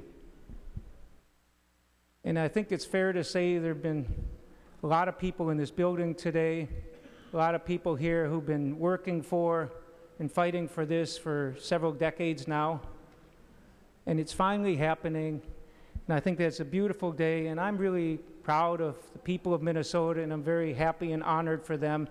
And I urge all of you to join us in showing our support and recognition for those families who we care about and who deserve the same protection that all of us have. Thank you very much. Senator Nelson. Thank you, Madam President. Members, we've met here today to debate a centuries-old institution, one of great importance to our state and our society, marriage. I respect the fact that societal views on marriage have changed and they are rapidly evolving. My constituents are like Minnesotans all across the state. They're deeply divided on this important issue. I've received many visitors, phone calls, emails, and letters, some in opposition to this bill, some in support of this bill. I've read, I've listened to each and every one. I've formed new friendships in the process, and I count it as a great honor and privilege to be their senator in the Senate for this time. Now, members, this bill is intended to advance marriage rights. And this bill, as we've discussed, is intended to provide exemptions based on religious associations and to protect religious doctrine and religious belief. These exemptions and protections are found in Sections 1 and Section 5 of the bill that we have before us today. But members, it is the next section, Section 6, entitled Relationship to Other Law, that causes me pause. It is expressly stated in this section that the exemptions and protections to protect religious doctrine and belief do not, I repeat, do not apply to religious associations, religious corporations, and nonprofits providing adoptions, foster care, or social services if they receive public funds. Members, this bill denies right of a different opinion. We must respect religious freedom at the same time that we advance rights. This bill does not do that. While advancing the rights of some, this bill denies the rights of others in the process. Senator Hayden. Well, thank you, Madam President. And I obviously, or to most, would know that I am very supportive of this bill. I have heard from my constituents, and most, as the notes have come to flow into the room that we're in here today, are in favor of this. But let me just tell you a little bit about why this is such a big deal and a big issue for me. Many of you who I've served with know that I'm pretty proud of my family. My wife, Terry, and I have been married for over 15 years. We have 2 children that I'm proud of. My son, Tomas, went to the prom this year, and I sent that out on Twitter and Facebook, and I'm sure he's happy that I'm talking about him today, but I am proud of him. And today, my daughter, Sophia, went off to camp, environmental camp with her school, and I was able to give her a big hug, and she told me today that it was going to be a big day, and she would hope, and told me to remember to vote yes. And the reason why I say that, members, is that my children have been around people who are in same-sex relationships their entire life. They know Scott and Richard, they know Karen and Jackie, they know Susan and Amber. Those are members of this great body. They talk to them, they have campaigned with them, and they are great children, and I think because they've met them, they're even better children. I don't think that they have had a negative effect on their lives because of that. And so when I think about my children and I think about the work, I was talking to Senator Champion the other day, and his son Miles and Jalen have had the same experiences. We find that that has enhanced their life, that they've been able to be around people that live the same and different lifestyles as their parents. So members, I think that some of the things that I think members that people worry about because of maybe how they were raised or maybe their deeply held religious beliefs, I would just say that I think it's going to be okay. I think that hopefully when we pass this bill in a few minutes, in a few hours, that you will find that next year when we come back here, that everything is going to be okay in Minnesota. And that people are going to be fine, and that we'll find something else to disagree about, but this won't be one of them. Members, I'm going to leave you with June 1958, there was a couple in Virginia. It's the Loving couple that got married. It was a white man and an African-American woman. They lived in Virginia, but because Virginia had the laws that says that they could not marry, they went to Washington, D.C. to get married. The woman was pregnant, and they wanted to make sure that their child was born in a loving relationship that was married. They went to D.C. and got married, Washington, D.C. And upon their arrival back in Virginia, because it was against the law, he was arrested. It was a felony at that time in the South, and even places in the West, for interracial relationships, for people who have different races to get, or ethnicities to get married. Now, I think what I neglected to tell you earlier is that my wife is white.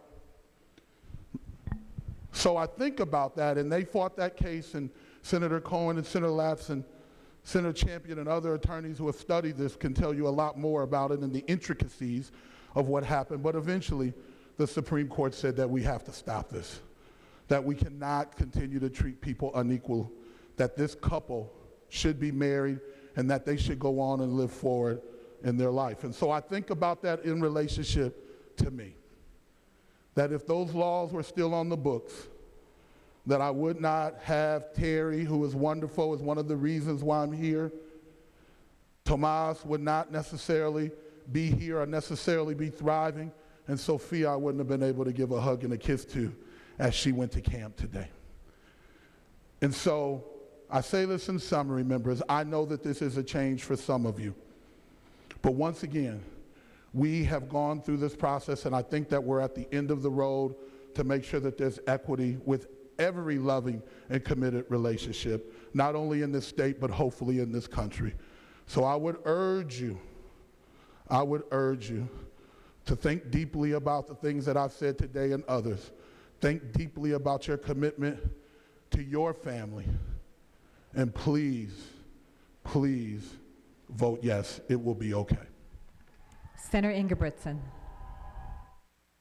Thank you, Madam President and members.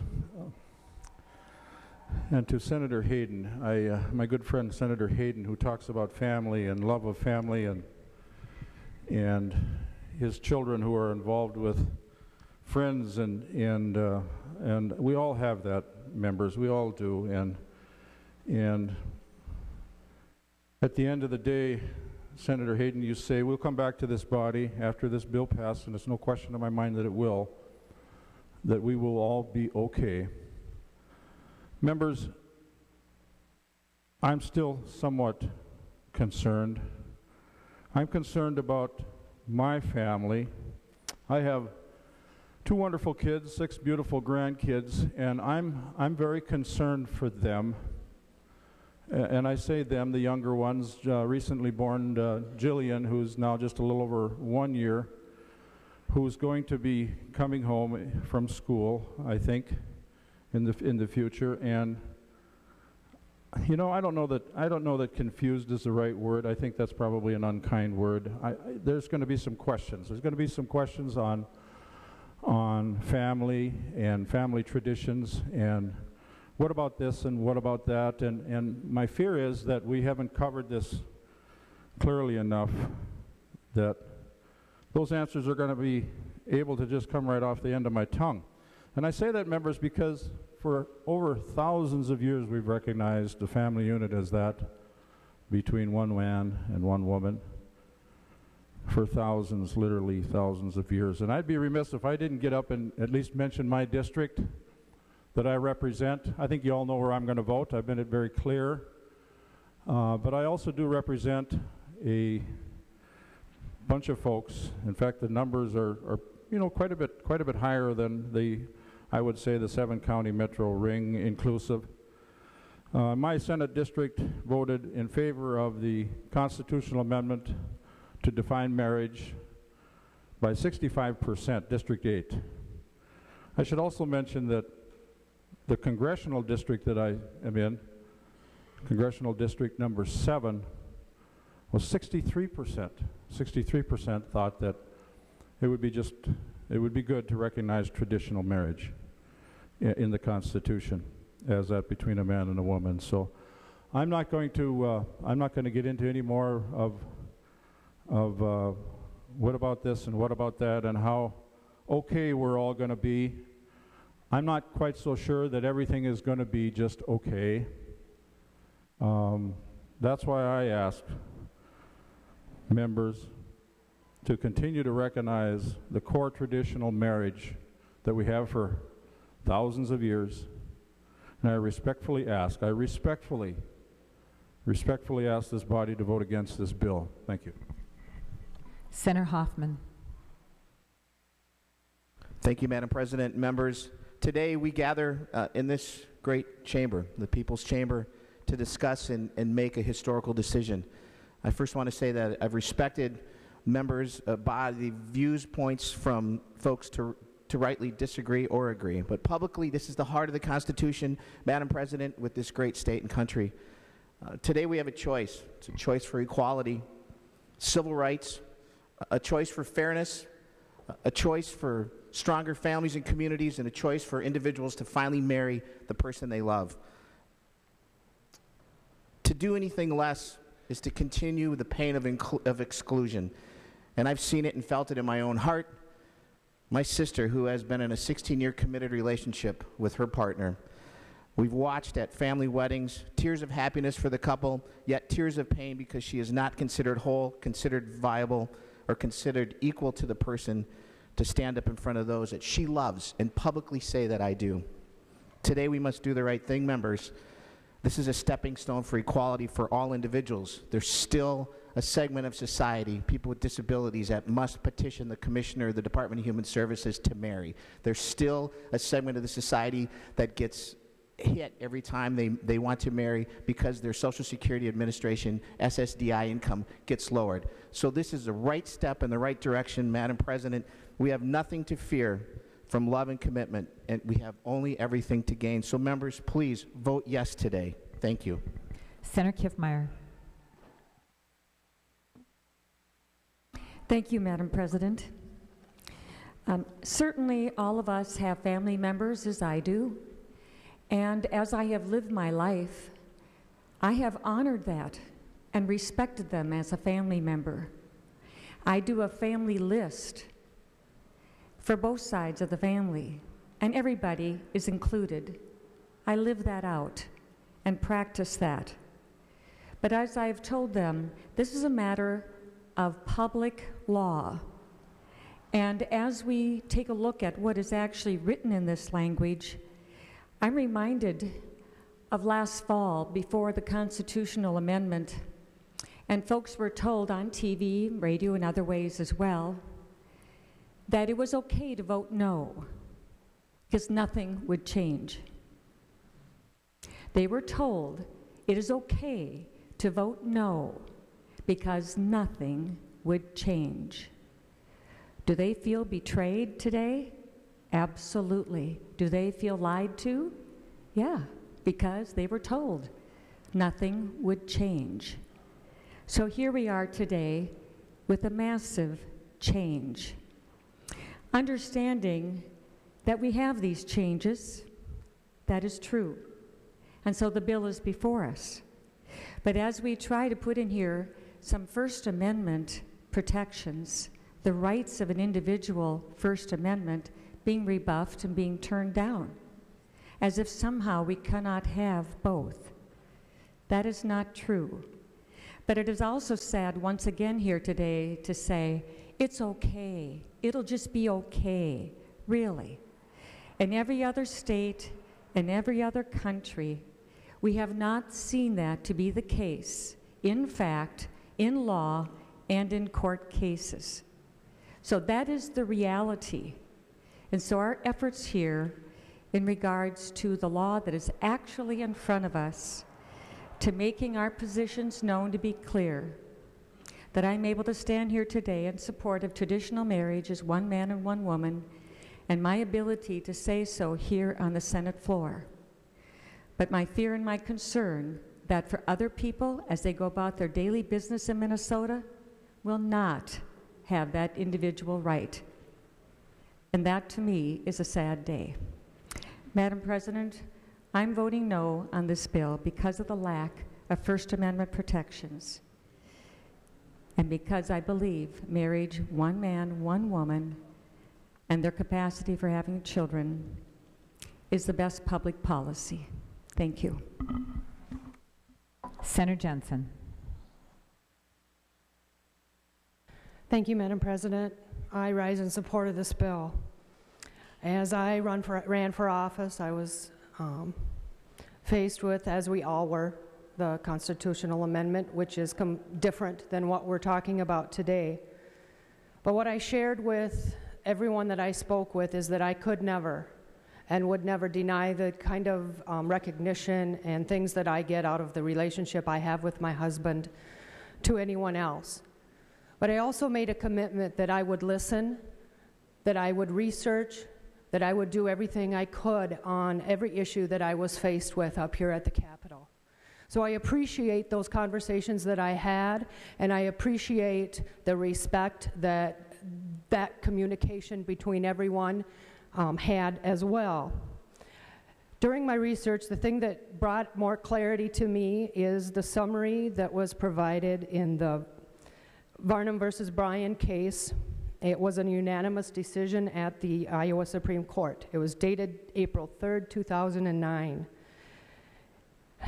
They had to look at the state's limitation of marriage for opposite-sex couples, whether or not it violated the Equal Protection Clause in their Constitution. As they addressed that case and looked at those issues, that court found that at the heart of what was going on and the principle was the doctrine of equal protection. Even though it may be supported with very, very strong and deep-seated traditional values and beliefs, that was their opinion, and that's my opinion as well. State government can have no religious views, whether directly or indirectly, expressed through its legislation, and that's what I'm looking at. This is a piece of legislation. To me, that is the essence of the separation of church and state. They also found that as a result, civil marriage must be judged under the constitutional standards of equal protection, not under religious doctrines or other religious views of the individuals. That approach does not disrespect or denigrate the religious views that people hold, that they hold as their foundation for why we're here. But it considers, and the only thing that I'm considering here, is that the constitutional rights of all people, as expressed in our Constitution, must be upheld, and that's what I'll do today, and I hope that the members of this body will vote green as well for that. Thank you. Senator Reinert.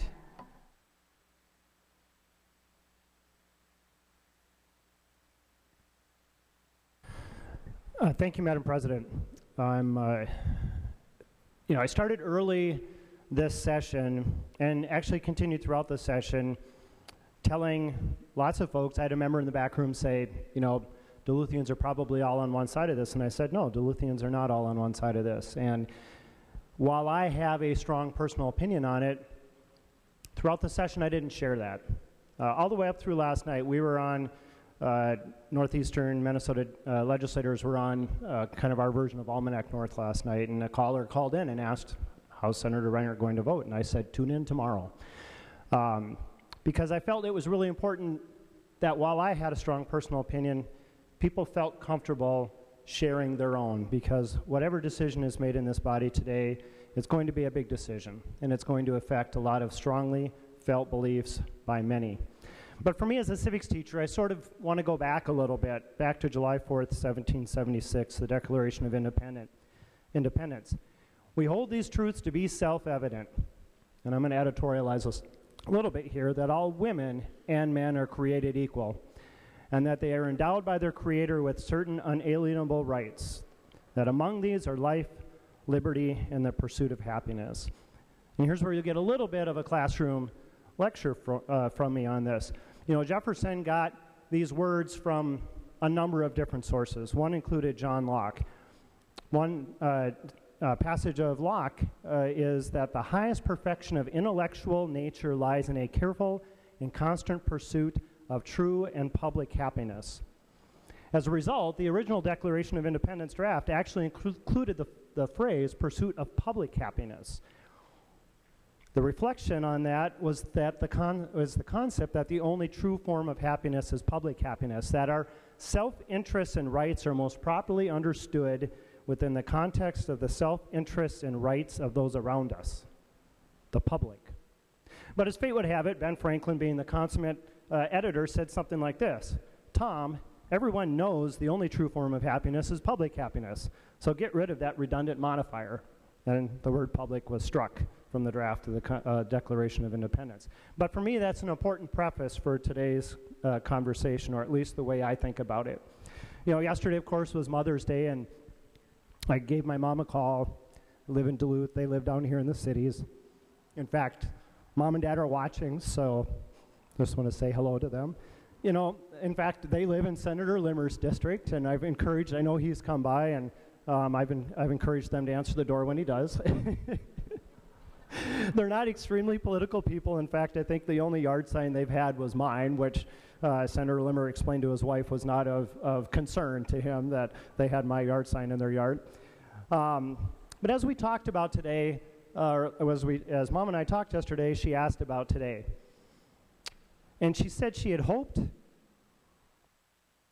that she had taught me to be tolerant, accepting, and non-judgmental. And then she asked how I was going to vote. Now, they've never asked, I don't think, how I was going to vote on anything. You know, they might clip out the Star Tribune if I make it in there. They might talk about something. My dad likes to talk about the Viking Stadium project. But they've never asked how I was going to vote on something. And as I said, I know they're watching today along with my sister Simone. And I just want to say that I love you both. And then I know you're going to be proud of me today. Now, what my mom was referring to was not this issue, directly anyways, when she talked about teaching me to be tolerant, accepting, and non-judgmental. Some of you know, because you've had the chance to meet some of my family. I have a unique family. I have 5 adopted sisters that come from around the world. All are non-white. Last fall, when we were kicking off the Vote No campaign in Duluth, we went around and shared stories, personal stories about why this issue was important to us. And not surprisingly, many shared a story about a loved one or a person of concern to them who was gay. Well, mine was about my sister Simone. 50 years ago, this would have been about the color of her skin. 100 years ago, it would have been about her sex, her gender. Today, I believe it's the same decision, the same discussion about civil rights, but based on someone's sexual orientation. Now, each time our country has reached this decision point, this crucible in history, we have come out on the right side of history, and we have been a stronger country for it. Now, probably I'm not alone in this chamber in having really liked the movie Lincoln that came out earlier this year. I saw it, I think, 5 or 6 times in the theater. That's a lot for me to see one movie. And I actually saw it again when Randy Bolin, who's the mayor of Two Harbors, a friend of mine, had a private screening in his garage when the DVD first came out. Now, there are a lot of great lines and a lot of favorite scenes in that movie, but one that bothered me every single time I saw it was the scene where President Lincoln comes back to the White House. He's greeted by his servant, Elizabeth Keckley, and they have a conversation about how will the country change. And she asks the president what his thoughts are. And President Lincoln, as portrayed in the movie, says, "You know, you're familiar to me as all people are. Unaccommodated, poor, bare creatures such as we all are. You have a right to expect what I expect.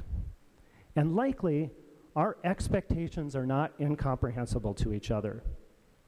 I assume I'll get used to you." I'm a big reflector, and as I thought about my comments today, I really kind of dug into why that scene always bothered me. I think what bothered me about it was I wanted the president to be perfect. I wanted President Lincoln, as portrayed in this movie, to be above that, to be better than that, to have no imperfections. And of course, members, the reality is the real president wasn't, the president as he was portrayed in the movie wasn't, and we're not. We're imperfect, we are fallible, we all need grace, we all need forgiveness. Earlier, Senator Marty, you talked about marriage, and you talked about most people in this room referencing the fact that most members of the Senate are married. I happen to be one of the single members of the Senate. And to be married is something that I still very much desire in my own life.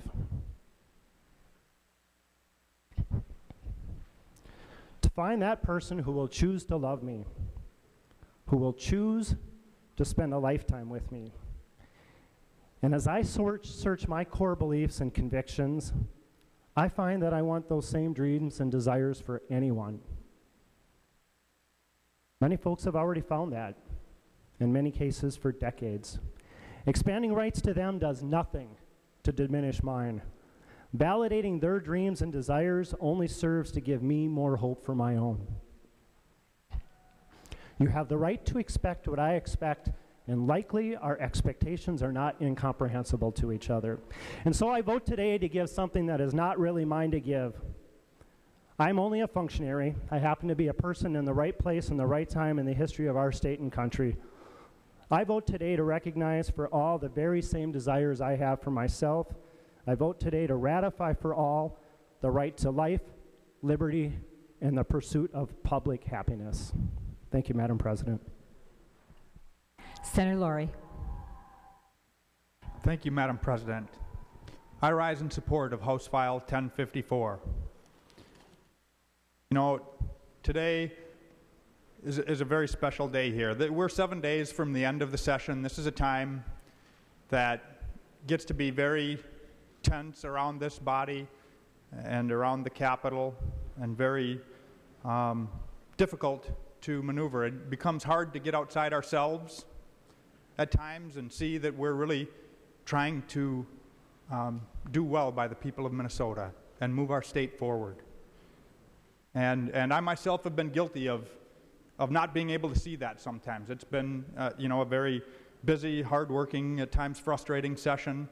But this morning, walking up the Capitol steps felt really, really good.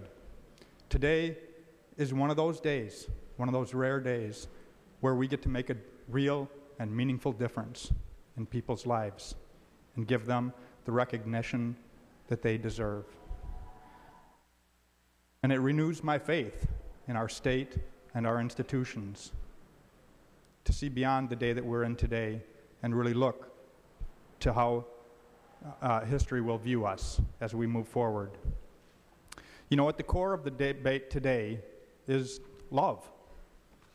I'm not going to be able to define love. I'm going to leave that to the artists and the authors and the poets. But I'm lucky enough to experience it, and I understand it through that. But exactly how two people come together and form that bond and that commitment to each other, I'm not going to wax poetic on it. It's just there. So then, beyond love, it becomes marriage. So what is marriage? What is it that we're working toward here? It's definitely about that love, and it's about commitment between two loving people. And at the very core of it, it's very hard work. I've been married 20 years. We told each other, we all tell each other, there's going to be good times, there's going to be bad times, and we need to make it through them all. We get the celebrations, and we get the hard work, and together we form a bond that can make it. It's about rights and responsibilities. It's about duties and privileges. And it's also about making those promises and having a ceremony where those promises are celebrated in front of faith and in front of family, and hold us to our commitments to those that we love. And when you boil it down to that, when it comes to the state defining our civil rights and our civil liberties and who gets to partake in them, I can come to no other conclusion but that our civil institutions have to be open and accessible to every single Minnesotan.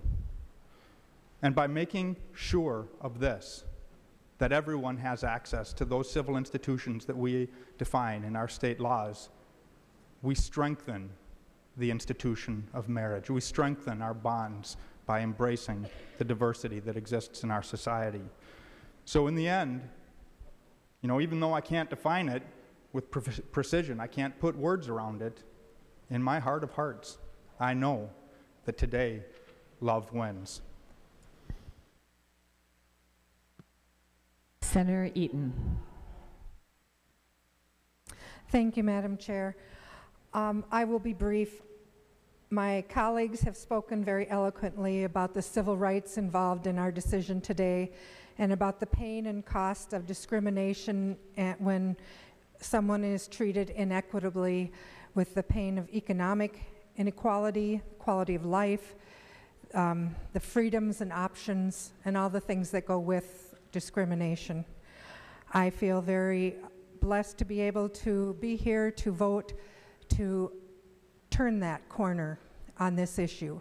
I get to be part of history, to give people the right that I have.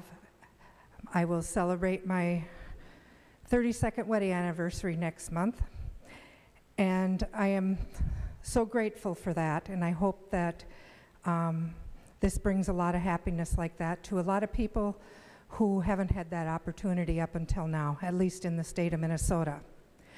So I strongly support House File 1054, and I do urge a green vote. Thank you. Senator Westrom.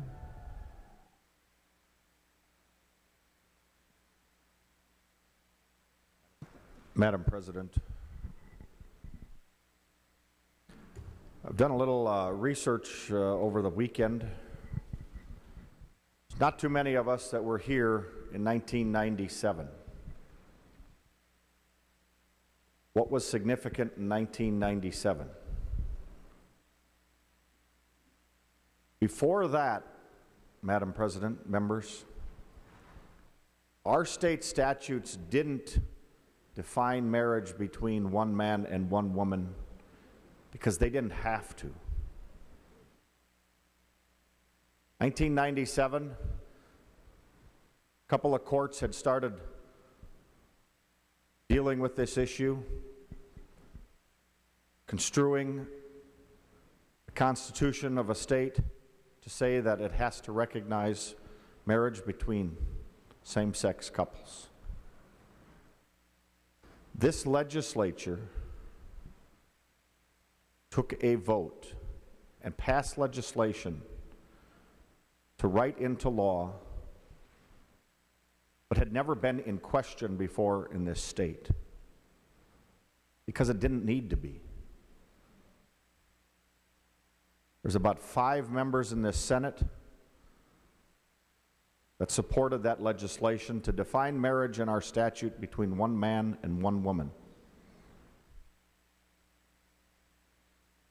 Here we are just 16 years later, taking that statute out, getting rid of this long-standing tradition that our state has recognized since creation,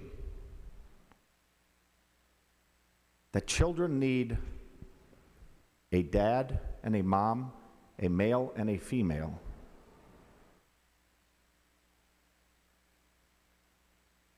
It's hard to believe in just 16 years after that legislation passed overwhelmingly, 54 yes votes in the Senate.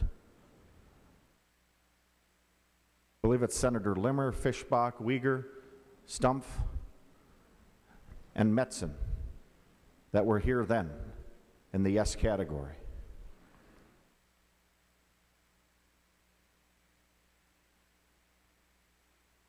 Members, I hope we all know how significant this day could be if this bill passes. I think there's a lot of unintended consequences. I brought an amendment forward to try to help clarify that, to say at a minimum we're going to set forth that we're not going to take the word mother, father, husband, wife out of our statutes.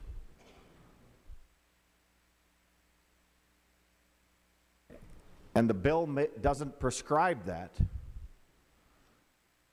But it reminds me of an article I read last fall, shortly after the election,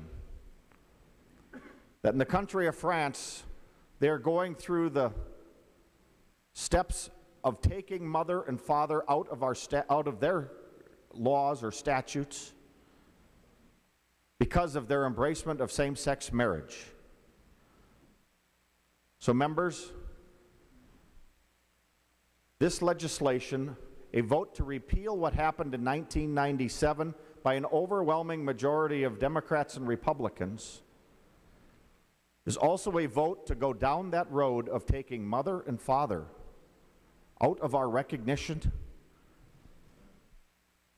of what our children need. How is this going to affect the school systems? Who's going to have the right to teach what they want if they are a teacher and they believe in a traditional marriage? Members, I think this is a wrong step in history. A step that we should not be going down. We should affirm what the legislature did in 1997, keep this statute in place, and keep mother and father in marriage. This past weekend, I had the opportunity to talk to different constituents. One of them asking me for a yes vote on today's bill. Had a nice discussion with them. The question they couldn't answer. Yet I hear it on the ads from last fall that talked about you should be able to marry who you love. That's what marriage is about, who you love. The question I leave you with, the question Minnesotans are asking, the question that can't be answered, is if marriage is about marrying who you love, where does that stop? Our statute has several other restrictions of who can get married, but if the premise is you should be able to marry who you love, that is a slippery slope. Vote no on this bill. Senator Hall.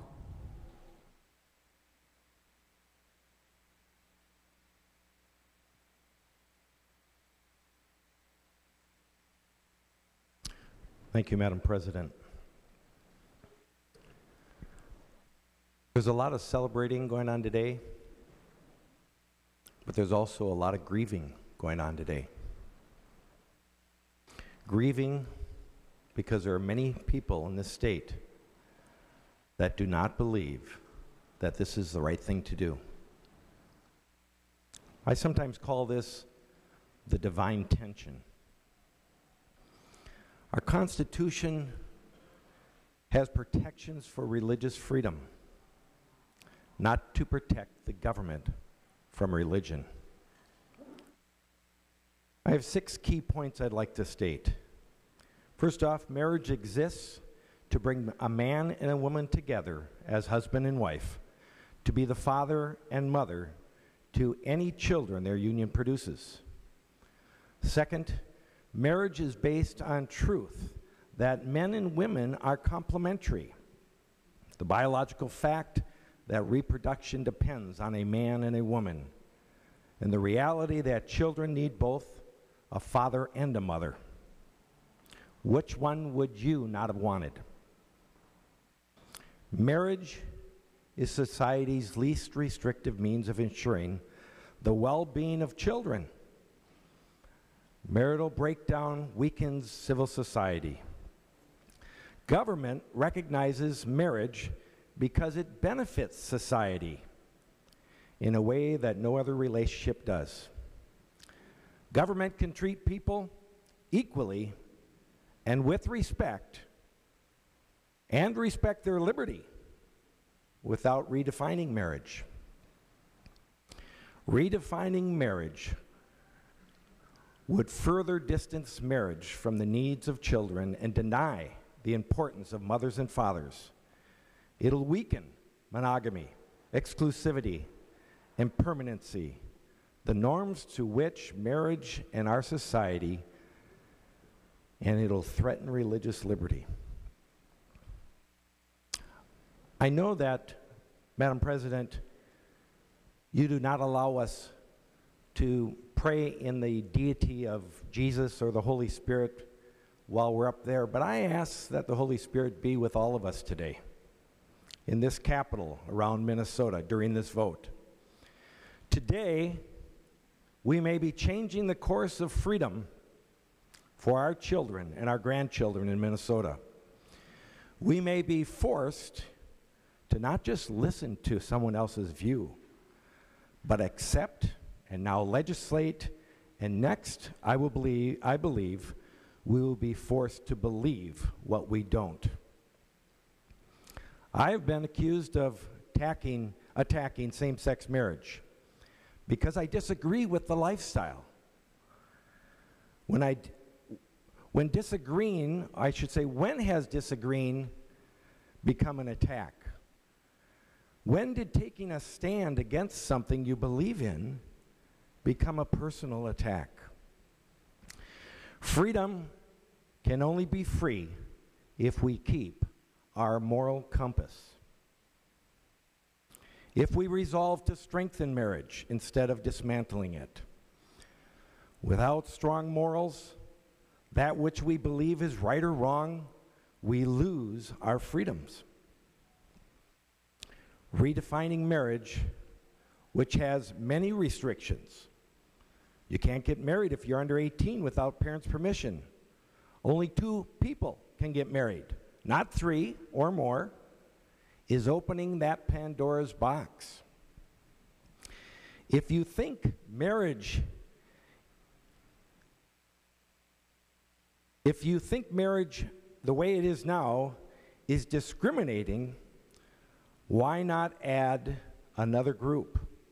That's what we've done. We're still discriminating, if that's what you believe, unless we open it up to all. But they'll call me a bigot. They'll call me a hater. They'll spit in my face, like they did a friend of mine last Thursday. There are things in life, members, that are worth standing up for, even to be persecuted for. Many have said to me, Senator Hall, you don't understand. You're married, you live in a nice suburb, you got kids, a nice house, 2-car garage, you're well educated. Most of you don't know. I grew up in the Southeast Projects, 71 St. Mary Street by the U of M. Many of my relatives were addicts, criminals, 2 sent to prison, more than 1 child molester. Those that my mother tried to keep us away from were relatives. My mother raised 4 children in the projects, but had an alcoholic husband who she divorced when I was 6 years old. 2 years later, she married another, my stepfather, who also was a drunk. At least when he was home, we tried not to be. When I was 12, my mother told him, you either get on your knees and accept Jesus and have him take over your life and stop drinking, or there's the door, don't ever come back. He did that day. Our life changed. That was a turning point in my history. My father this day, 48 years ago, today, he's now in a nursing home. My mother still lives on Lake Nokomis. But the change of history is like what we're doing today. It will forever change the fate of family.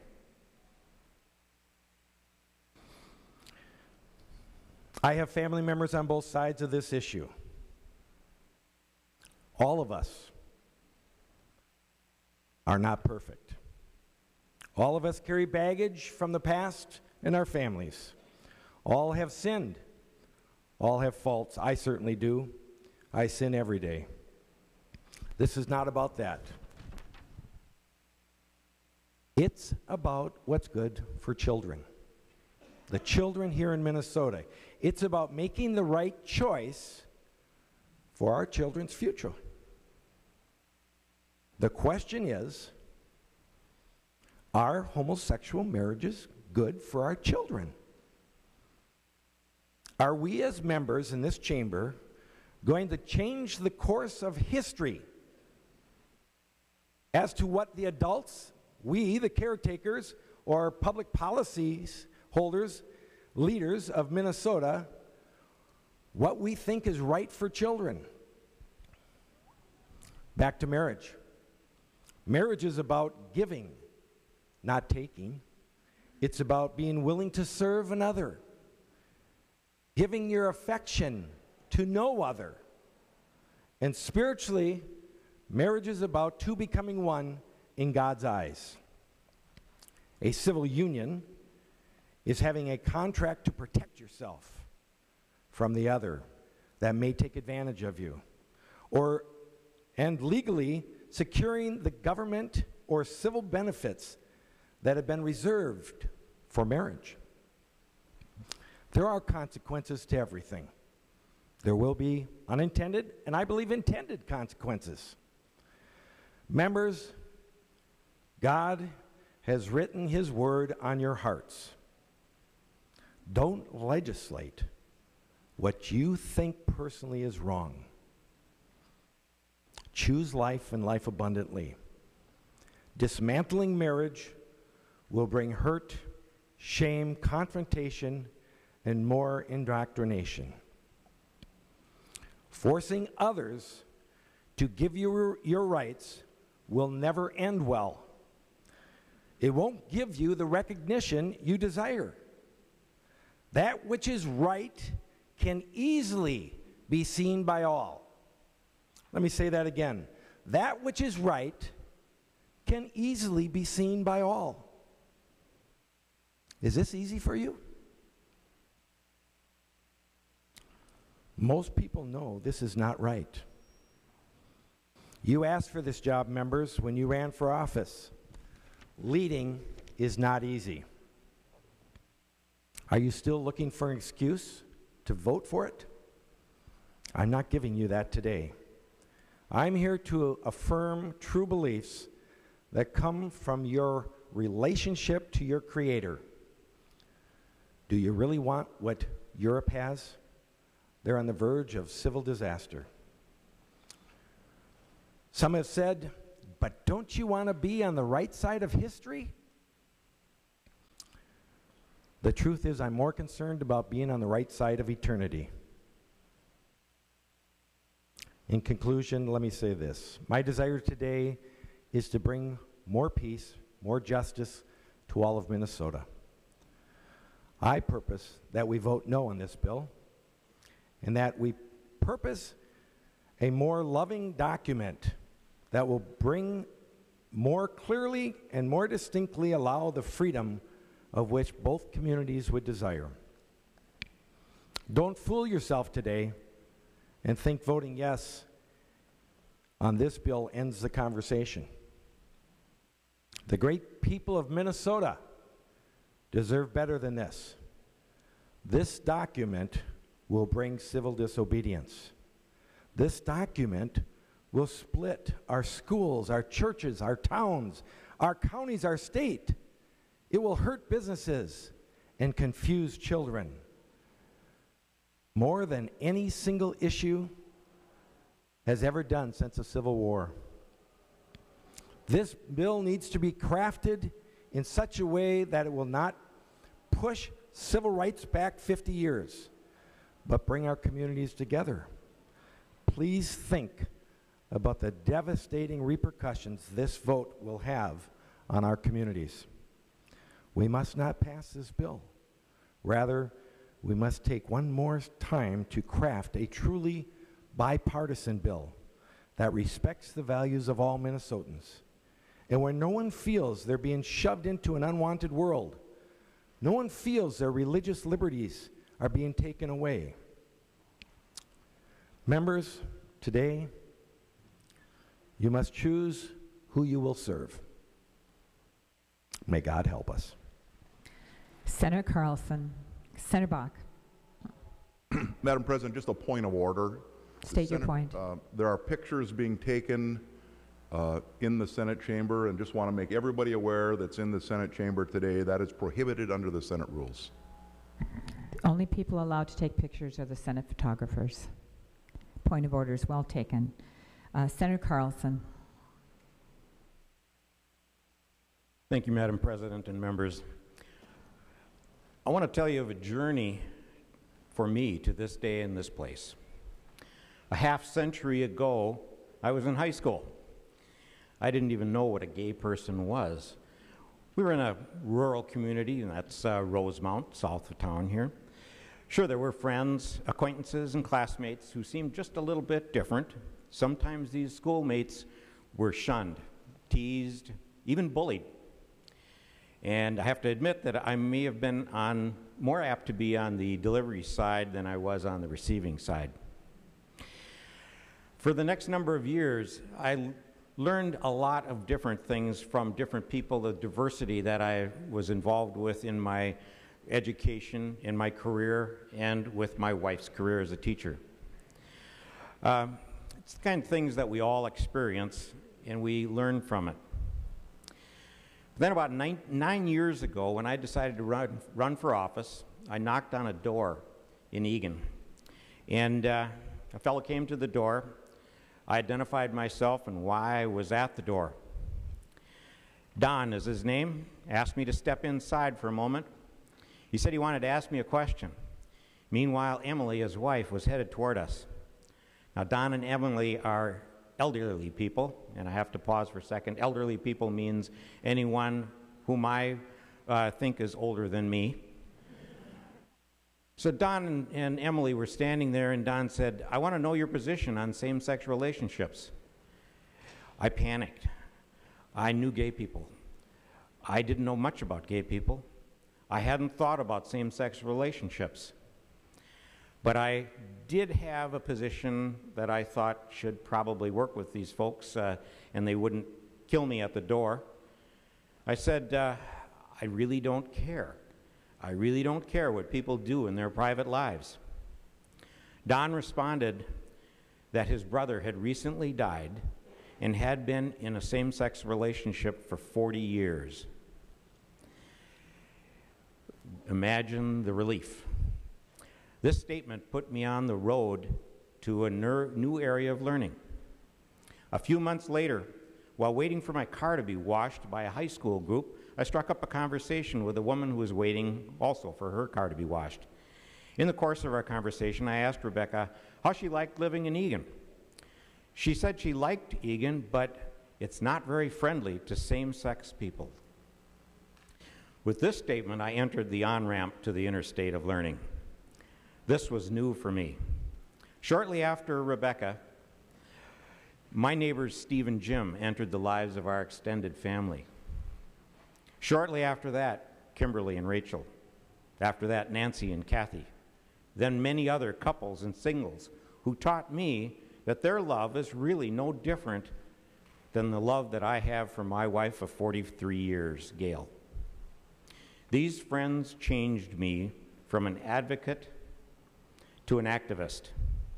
Similarly, our world has changed, our country has changed, our state has changed, our legislature has changed, and I have changed. I'm honored and proud to be in this place at this time and cast this vote, recorded in history, and in doing so, I want to thank my teachers, my wife Gail, Don and Emily, Kimberly and Rachel, Steve and Jim, Nancy and Kathy, and of course, Richard and Scott. Thank you very much, and please vote green. Senator Benson. Thank you, Madam President. Members and Minnesotans, we gather here to answer the question, should we redefine marriage? And I will be voting no. I do not believe that marriage is defined by statute, but by our very nature. Every person in this chamber, every person on this planet began their life as the unique combination of one man and one woman. Because of this unique gift, all cultures and societies through all of time have separated the union of one man and one woman from other relationships. It has been elevated and celebrated as long as human beings have existed. When religions were formed, they asked God to bless these relationships. When governments came into existence, They acknowledged this uniqueness.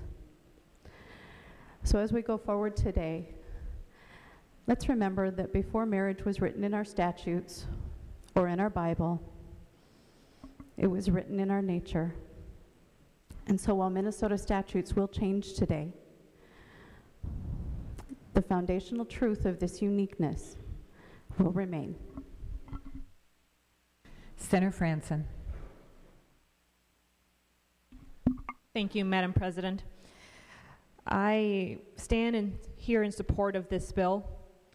Last Thursday, I had the privilege of having a group of elementary students come and visit me at the Capitol. And as they were cramming into my office, about 20 of them, I said, you picked a really important day to come visit the Capitol. There's important business here. And little Megan proceeded to ask me, what are you voting on? And I said, the House is voting on marriage equality. And she proceeded to ask me, what does that mean? And I said in front of the teachers and parents, you know, one day, Megan, you'll be married, hopefully. And we want to make sure that everyone has that same opportunity. So I stand here not as a mother, but I do want to bring that perspective into this discussion, this important discussion. And if members, you would indulge me for a brief moment, I want to share a little bit from a constituent, a mother in my district who I remember door knocking her several times. I remember having a conversation about this very issue. And I remember her visiting me at the Capitol as well to share her story about her son. And if you give me a few minutes of your time, I'll just quickly summarize or read from her letter. On July 4th, 2011, our son shared with us that he is gay. At that moment, we became a gay family. My husband and I had been married for 27 years, but we began traveling with our son to new territory. And with the marriage amendment, it was public territory. We had just discovered who our son really was at the time that the entire state began debating his future. It was heartbreaking. Each voter who convinced himself of zero-sum morality, that if his family is good, mine must be evil, plunged another knife into my heart. No one will convince me that I gave birth to evil, that my son chose evil, or that he deserves barriers to his happiness. I want for him what I want for all 4 of my children, happily ever after. I want him to find someone to love for the rest of his life. I want to dance at his wedding. I want him to be able to have a family. I want to babysit his children, my grandchildren. And today, members, I want to allow my constituent and her son to begin happily ever after. Please vote green. Senator Torres-Ray.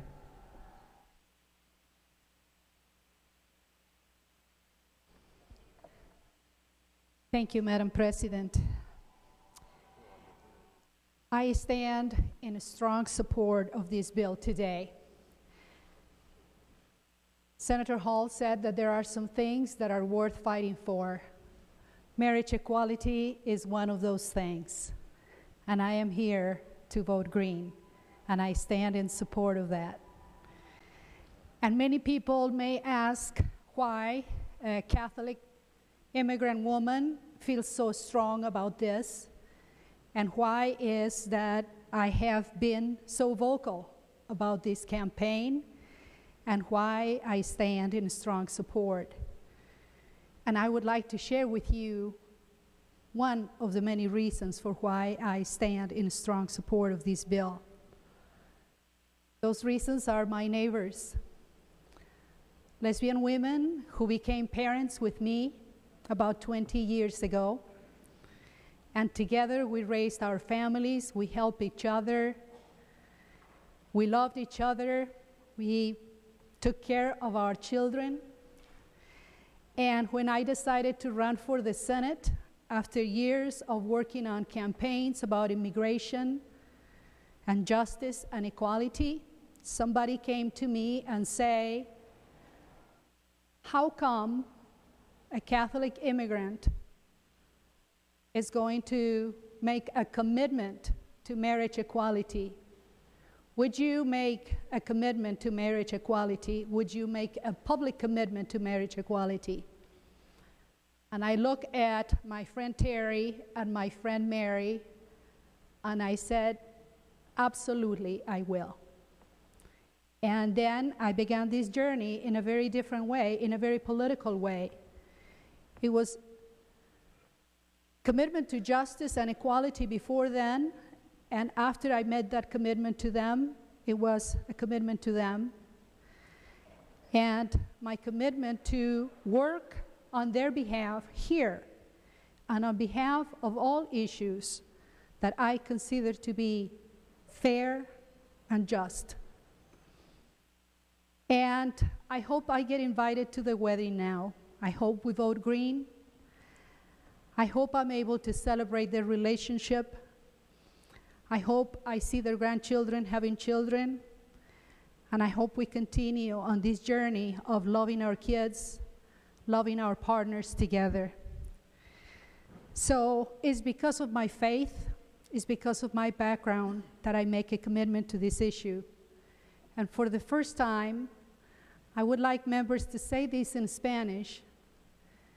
And I hope that you allow me to do this. I have never said anything in Spanish in the floor before.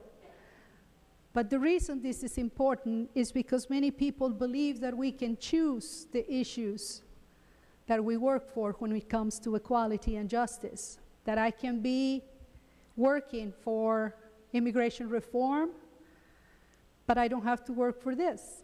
That I have to work for education equality, but that this is different. And I do not believe that this is different. I believe that this is the same. So I have to say this in my native language, and I have to explain that to my own family who's listening right now, who believe differently. But I hope that with time, they will understand. So, a mi familia, a mis amigos, a las personas que comparten mi fe, tengo que compartir que hoy mi trabajo es por justicia. Mi trabajo no es sobre trabajo de compartir con los demás y de educar a los demás sobre el sexo. No es sobre eso. Es sobre igualdad, sobre acceso, y es para luchar para que todos seamos iguales y todos tengamos derechos, derechos de inmigración, derechos de educación, derechos de casarnos el uno con el otro, porque esas cosas son iguales, son las mismas cosas. Son los mismos derechos y son los derechos que me guían en el trabajo en el Senado y que me guían en el trabajo en mi casa, en mi familia, en mi comunidad. Los que estamos en contra de los derechos de inmigración, los que están en contra de los derechos de la igualdad en la educación y los que están en contra del derecho del matrimonio, están en contra de la equidad. Yo no soy una de esas personas. So thank you, members, for giving me this opportunity to say this in my own language. And thank you to my constituents and my wonderful friends for giving me the opportunity to vote green today. Muchas gracias. Senator Steven. Thank you, Madam President. Members, the other day I was reading a parenting website and I came across a quote that said, "How we talk to our children becomes their inner voice." So today I rise to vote yes, to tell all children of Minnesota that no matter who they are and who they fall in love with someday, the people of Minnesota will treat them with respect. How we talk to our children becomes their inner voice. So I rise to say to the children at Hastings High School who lobbied me, to my own children, and to all Minnesota kids, that today we vote to affirm that we respect you and we want to have a more equal and more fair Minnesota. Thank you. Senator Goodwin.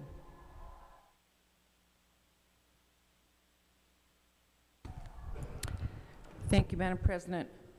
During this debate, and since it came up in the amendment last year, I've been getting a lot of emails and phone calls, as I'm sure we all have on both sides of this issue. I got one today, though, that really touched me and made me think about what the ramifications are if we don't pass this bill to some of our young people. This one is from a young woman in high school. I'm 17 and I attend Columbia Heights High School. Today you guys will be voting on same-sex marriage, and I strongly encourage you to vote yes. In elementary school, I was taught to treat others as you want to be treated. I've never let go of that. I believe that everyone deserves the same rights as one another.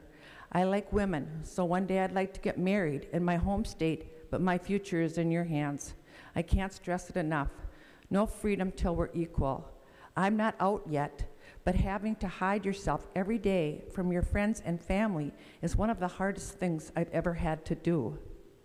I've had to be strong for myself, so please give us the chance to marry the person we love. Love is patient and love is kind. Thank you.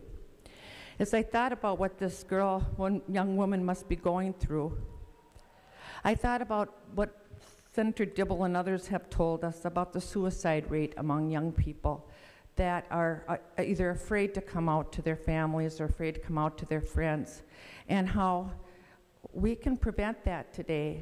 We can prevent that by not making them feel like they are abnormal. Nothing we do to prevent them from getting married is going to make her a heterosexual person. Nothing we can do to prevent her from being able to have happiness and love is going to prevent her from being a heterosexual person. She knows where she's going. She knows who she is. She just needs to be able to tell her parents and her friends so she's not living a lie. And I think if we can do this here today, we can do it for this young woman and the other young men and women just like her, and make them understand that, yes, we are about respect here in Minnesota, and we are about fairness and kindness and equality. Thank you. Senator Latz. Thank you, Madam President and members. Some of what I had wanted to say, I ended up having the opportunity to say during the earlier debate, so I'm going to try not to repeat it. But as I'm listening to this debate, and I remarked to Senator Cohen earlier, it's almost transporting me back in time, it feels, to the legislative halls, and in particular the halls of Congress in the 1960s. The discussion about the impact on society if this bill were to pass, the impact on our families, the disintegration of relationships, confusion among the children. Our institutions will be riven in dispute, civil disobedience. All you need to do is substitute terms from the floor here today, and it'd be like reading it out of the congressional record from 1964 and 1965 on a different topic, but a related topic, a civil rights topic.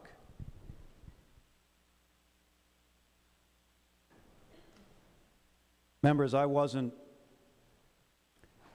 just using hyperbole when I said we shouldn't go back to those days. We have an opportunity today to take another step forward into the bright sunshine of civil rights.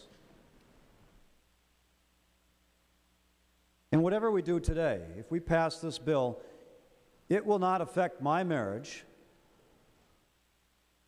The extraordinarily long hours in the legislature from January to May every year might affect my marriage.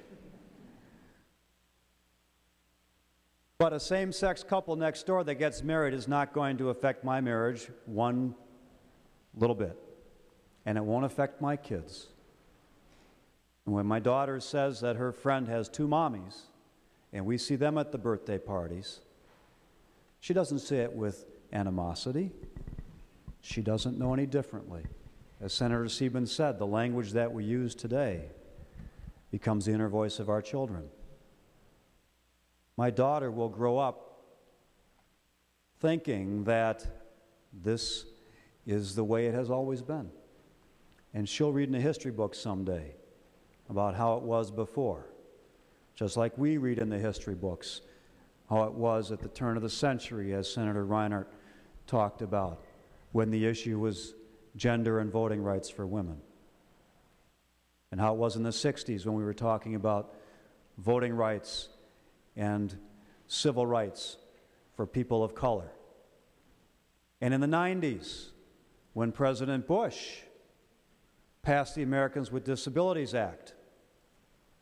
Then the discussion was about people with disabilities.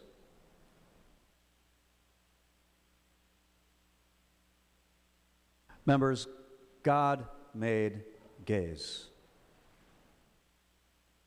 And God made gays capable of loving other people, including other persons of the same gender. So who are we to quarrel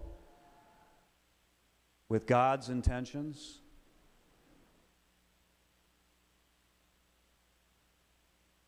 Is it indeed that for thousands of years marriage has been defined as between one man and one woman?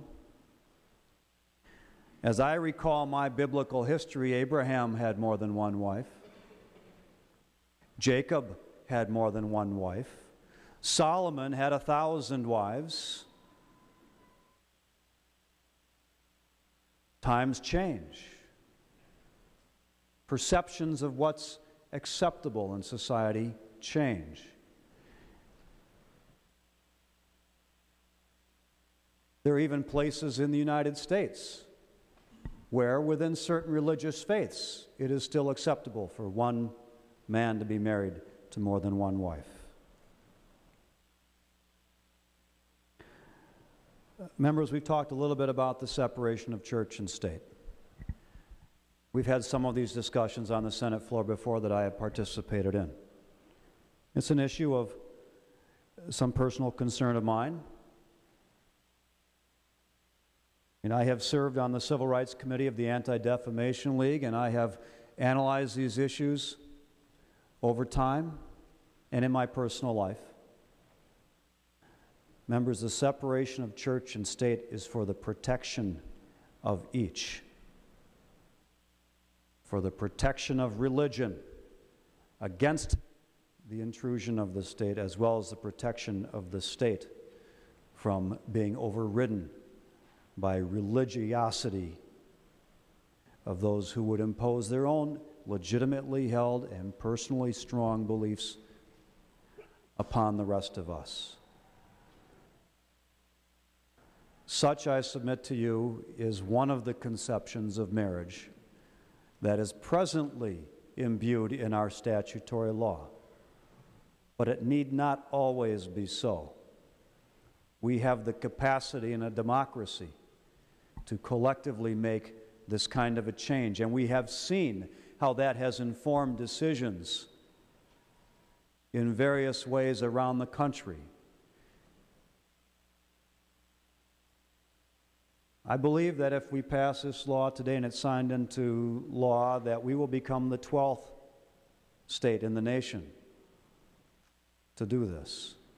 Democracy reflects changing viewpoints of our constituents. And I will submit to you that in 5 years or 10 years, those of you who have districts that voted 65% in favor of the amendment last fall would find that that might poll in the 40s. People's views change, much of it from personal experience. They get to know people with differences. Just so that the record is clear, Senator Westrom had made reference to some statutory changes in case law. The Baker decision addressing the issues that we are talking about in somewhat today was in 1971, and the first statute in Minnesota that defined marriage as between a man and a woman was in 1978, not 1997. 1978, a I look around the room, and many of us were probably teenagers in those years. It's a bit of history, and as far as I'm concerned, it ought to remain in history, but we need not repeat it. One senator said today that we should not legislate what you think is personally wrong. Let me turn it around. Do legislate what you think is personally right. For those of you who are still wrestling in your own conscience with how to handle this decision today, let me submit the following to you. If your district right now suggests that you vote in one direction, maybe it's not the way they're going to be in 3 years. For those of you who are struggling with a conflict between your conscience and your politics, who know that in your own mind, in your own heart, the right vote is to vote yes, but you're concerned about offending a close family member or an extended family, let me submit that you're not alone. But in the end, you will have to live with your own conscience more than with anyone else. When you wake up in the morning and look in the mirror, you will look at your own conscience. When you go to bed at night and you have trouble sleeping, it will be your conscience that keeps you awake or that gives you the peace of mind to sleep. Members, our constituents sent us here to do two things, and sometimes they're in conflict. One was to try to gather as best we can the viewpoints of our constituents and to try to implement those viewpoints in enacting laws. But the other, sometimes conflicting reason that we are here is as their delegate, as their representative, to spend the time digging into the issues and sitting through the committee hearings that they can't because they are at home taking care of their lives. They send us here to do this work for them, to learn more about things, to ponder things, to think about things perhaps more deeply than they have had time or the inclination to do. And even when they do think deeply about these things and convey their message to us, we are here, members, ultimately, I believe, to lead. And sometimes leading means expressing a viewpoint that may be different than the viewpoints of the majority of our constituents. To be opinion leaders, to help educate, to help shape their viewpoints. It's a balance, a difficult one, and I'm fortunate that I'm not often in a position of conflict between the people that I represent and my own conscience. But ultimately, members, I think that is our duty here. Our constituency will change. This issue is changing so quickly.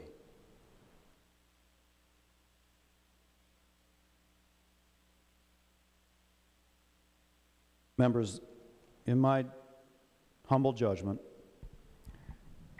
this is indeed the civil rights issue of our generation. We are on the cusp of making an historic decision about what kind of civil rights we will live with, what kind of society we will live in. Do not vote out of fear of your constituents or even of your family. Vote out of your own personal strength, for what you know in your mind and in your heart is the right thing to do for the well-being of the people around us and for society. Please vote yes. Senator Nino. Thank you, Madam President. I think everybody pretty much knows how they're going to vote on this, so I'm not rising anticipating that I'm going to change anybody's vote, but I just couldn't move on to a vote without at least making some comments. This is, I would argue, probably the most transformative piece of legislation that I and the members in this body will see between now and when we finally leave office permanently. I think probably most of the proponents and most of the opponents realize that. The only question, the difference between the two sides is the transformation going to be good or not?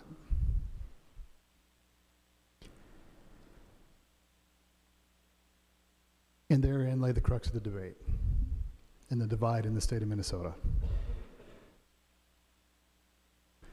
Right now, I believe a large majority of Minnesotans don't want this to become law today. I believe it's going to pass today and it'll get signed into law later this week, but I believe a large majority, a significant majority we'll say, don't want this to become law. It's not what they're looking for. Last fall they were told, you can vote no because nothing will change. But here we are. Here we are, it's going to change. And it will have an impact on individuals. We had a discussion earlier and some debate about what are the potential implications for particularly individuals who are employed in the areas of industry that service marriage, you know, wedding planners and photographers, caterers, bakers who make wedding cakes, and the inherent conflict that will exist now, that the bill acknowledges exists, but we didn't fix it for those individuals. Things will change for them. And we had a chance to try to make it better for them in this bill, and that was rejected. If you rely on or provide adoption services or social services or the various other services that are listed in the bill, and you happen to utilize any amount of public funding for those services, the providers very well might opt out because they'll be put in a position of adhering to their own deeply held religious beliefs, and this is not a uniquely Christian thing. It's any number of religions.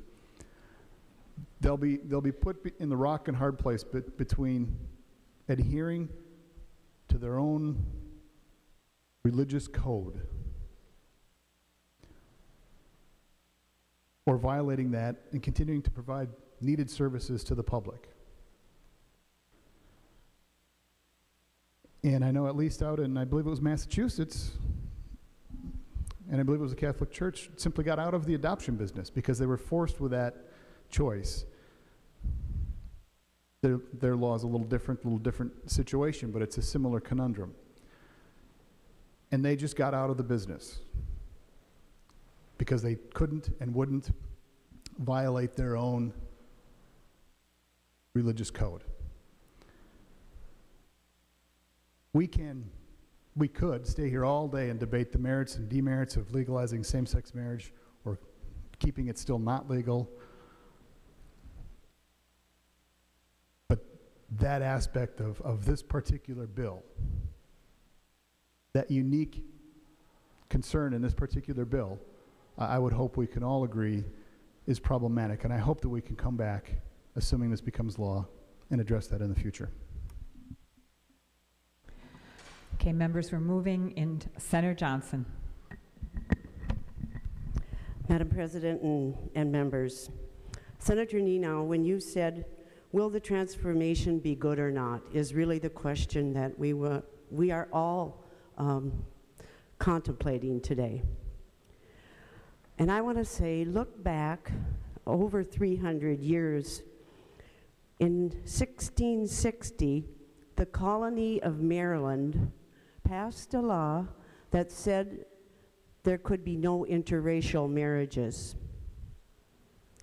In 1967, a very historical year, the United States Supreme Court said there will be interracial marriages if people want them. I say we should learn from history. people who held deeply religious views thought they were doing right.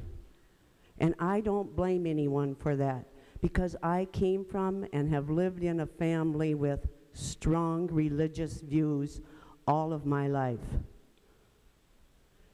We differ in our family now.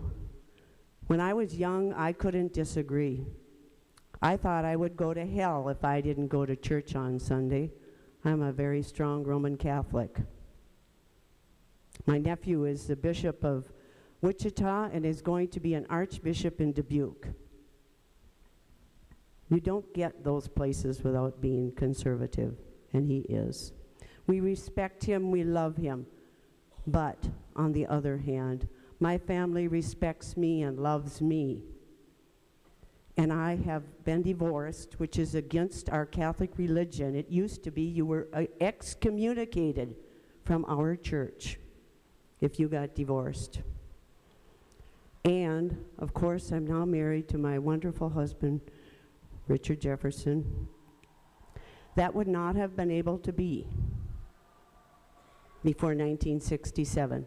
So when it affects you personally, I think then you become a little more understanding of what other people are going through. We have been prejudiced against, my husband and I, simply because he's black. That is very, very wrong. It is still going on these days. I hope it will not happen to people who marry each other because they love each other, even though they are the same sex. Let us learn from history, please. Vote green. Senator Gazelka. Thank you, Madam President. Members, here we are. You know, I want to say that I do stand for all people, including gays and lesbians, and yet I'm opposed to same-sex marriage. And how those two can fit, for some of you wondering that, I guess that I can't explain it. There are some close to me that I'm close with that are gay or live gay, depending on who you want to talk to. In fact, one of them would say that they were not born gay. And yet we have learned how to love each other and have a conversation and connect, even though we are very much different from each other in the conclusions that we come to. And it's sort of a reflection of where we are here right now in Minnesota. You know, we are divided right down to our soul. You know, a number of people here have shed tears on both sides of the conversation. You know, when I was thinking about this, I certainly was emotional. It's hard to find the answer we need that solves both sides. You know, many of us, we have a view of a wonderful, loving God that has boundaries and laid out boundaries for marriage between a man and a woman. I was raised in a Christian home with godly parents that pored over the scriptures, just like Senator Marty was, and yet we came to a different conclusion. Many of us soul-searching about what is right and wanting the will of God. I know that's not just me, nor just my side. You know, but I am convinced that there is one right answer, that God does have a right and a wrong. And yet today we're going to fall on different sides of that. And I even thought about that. What does God think about this for the side that's wrong? And you know, I've come to the conclusion that He is wildly in love with us, even at our worst place in life. All of us. So we're going to move forward today. I mean, it looks like this is going to pass. I'm going to vote no. Where do we go from there? You know, I'm deeply concerned that we are not taking care of religious liberties. I hope that I can work with Senator Dibble and others in the future to protect them. And I hope Senator Dibble and the gay community know that I have an utmost respect for them, even though I passionately disagree. But no matter what the vote is today, it's not going away. You know, they talked about we might be the 12th state that passes this. Well, 32 went the other way. And so how we get through this after this is what I'm concerned about. And Madam President, members, it is my desire to be somebody that brings healing, knowing that I am on the opposite side of about half of you. That is my desire, to bring something that I think we've got to figure out how to get through together. And so I'm a red vote today, Madam President, members, but I have the utmost respect and compassion for all people, including gays and lesbians. Senator Uyghur. Thank you, Madam President, members. It appears that God supports each side on this issue. It's been cited, so let's rejoice. We're going to move ahead with that endorsement. Also, the Constitution supports voting yes. And I believe the DOMA laws, we know that that's going to be going before the U.S. Supreme Court under consideration, perhaps in June. And those could be struck down. Look at the First Amendment, look at equal protection arguments. And that'll be something that could totally change the landscape, and I would predict will. Earlier reference was made to the DOMA law, and I did vote for it back in '97. And I'll tell you, my upbringing was that it was not normal to be in a same-sex relationship, and that's what I was taught at church, as perhaps many of you. But time changes.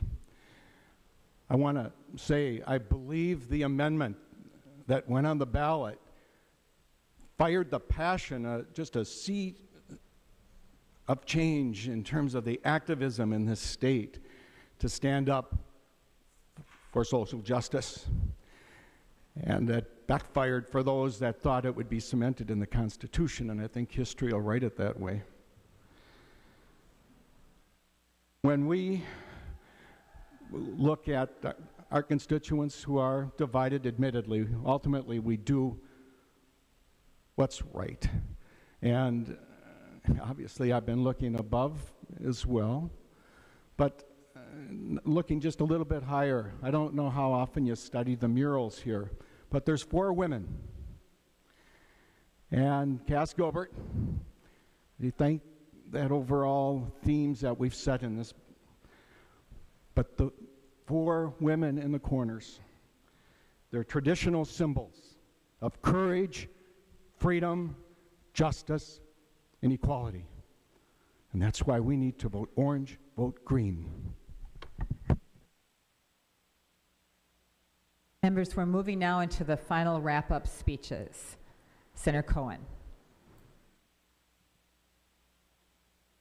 Madam President and members, I spoke from this desk 20 years ago on behalf of the amendment to the Human Rights Statute, the addition of sexual orientation, and was proud to have done so. There are 5 of us who now serve in the Senate who were present that day for that debate. And there have been the 2 references to the 1997 vote on the Defense of Marriage Act. There were 13 of us on the Senate floor that day who voted no, and I believe 3 of us here today who are proud to have been among those members voting no. President Pappas, Senator Marty, and myself. And with today's vote, I believe we come full circle from where we have been over these last 20 years in welcoming thousands and thousands of our fellow Minnesotans to be complete members of our state and of our society. It was the greatest of Minnesotans, Hubert H. Humphrey, who said, as mayor of Minneapolis in 1948, that we must march from out of the shadows of state rights and into the sunshine of human rights. And that, I believe, is what we do today. I believe that the greatness of this country, this magnificent country, and the thing that we have contributed and known throughout the world has been the continual march of human rights since those first years, as indicated by Senator Reinhardt when he spoke earlier. That is the magic, that is the greatness of this country. Now, I don't suggest that there are not exceptions to that. The horrific institution of slavery, the 19th century national policy of genocide of Native Americans, the internment of the Nisei during World War II. But the reality is that over the decades and over these centuries, human rights has been the touchstone of this country. I've spoken before on the floor of the Senate and in committee about the inspiration to me personally, and I believe to this country, of the 1950s, the 1960s Southern Civil Rights Movement and what it meant to, again, the greatness of the United States. Senator Latz made reference to what was the legislative culminations of the Southern Civil Rights Movement, the passage of the 1964 Civil Rights Act and the 1965 Voting Rights Act. I've often wondered what it was like to have been a member of those Congresses and to have been able to participate in that history. Today, I think I know something of that feeling. Because when we vote today, we will reaffirm what that greatness of the United States is. We will be able to bring home the words Senator Ryder mentioned from the Declaration of Independence. Let me also briefly quote the preamble to the Constitution. We the people, in order to create a more perfect union, promote the general welfare, and to secure the blessings of liberty to ourselves. I so honestly believe that with an affirmative vote on House File 1054 this afternoon, that we will be able to welcome those thousands and thousands and thousands of Minnesotans to march from beyond the shadows of life and to be allowed to fully participate, as all other Minnesotans have been, to fully participate in securing the blessings of liberty. That is what we do this afternoon. Senator Peterson B. Thank you, Madam President, members. Thank you to Senator Dibble for working on this issue with me for a few months, for doing everything that you could do, and sometimes we were at odds with each other a little bit over some of the language in the bill, but ultimately we came to the same place, and I think that's a good thing. First, I want to address the constituents and the family and the friends that I have that have a deep disagreement with me over my position here today. And I just want to let you know that I've considered for months, hundreds of hours. I've sliced every issue as it relates to this vote, up and down and side to side. And I truly couldn't come back to this chamber as an honest legislator and cast a no vote on this bill. I couldn't wake up in the morning, look myself in the mirror and say that I am honestly doing the work that I need to do, that I'm honestly doing what in my heart and what in my mind is the right thing to do. And we have the marriage before us today as the issue, and I just want to acknowledge my wife, Jessica. I love you. You're the love of my life, and I'm so privileged to be with you.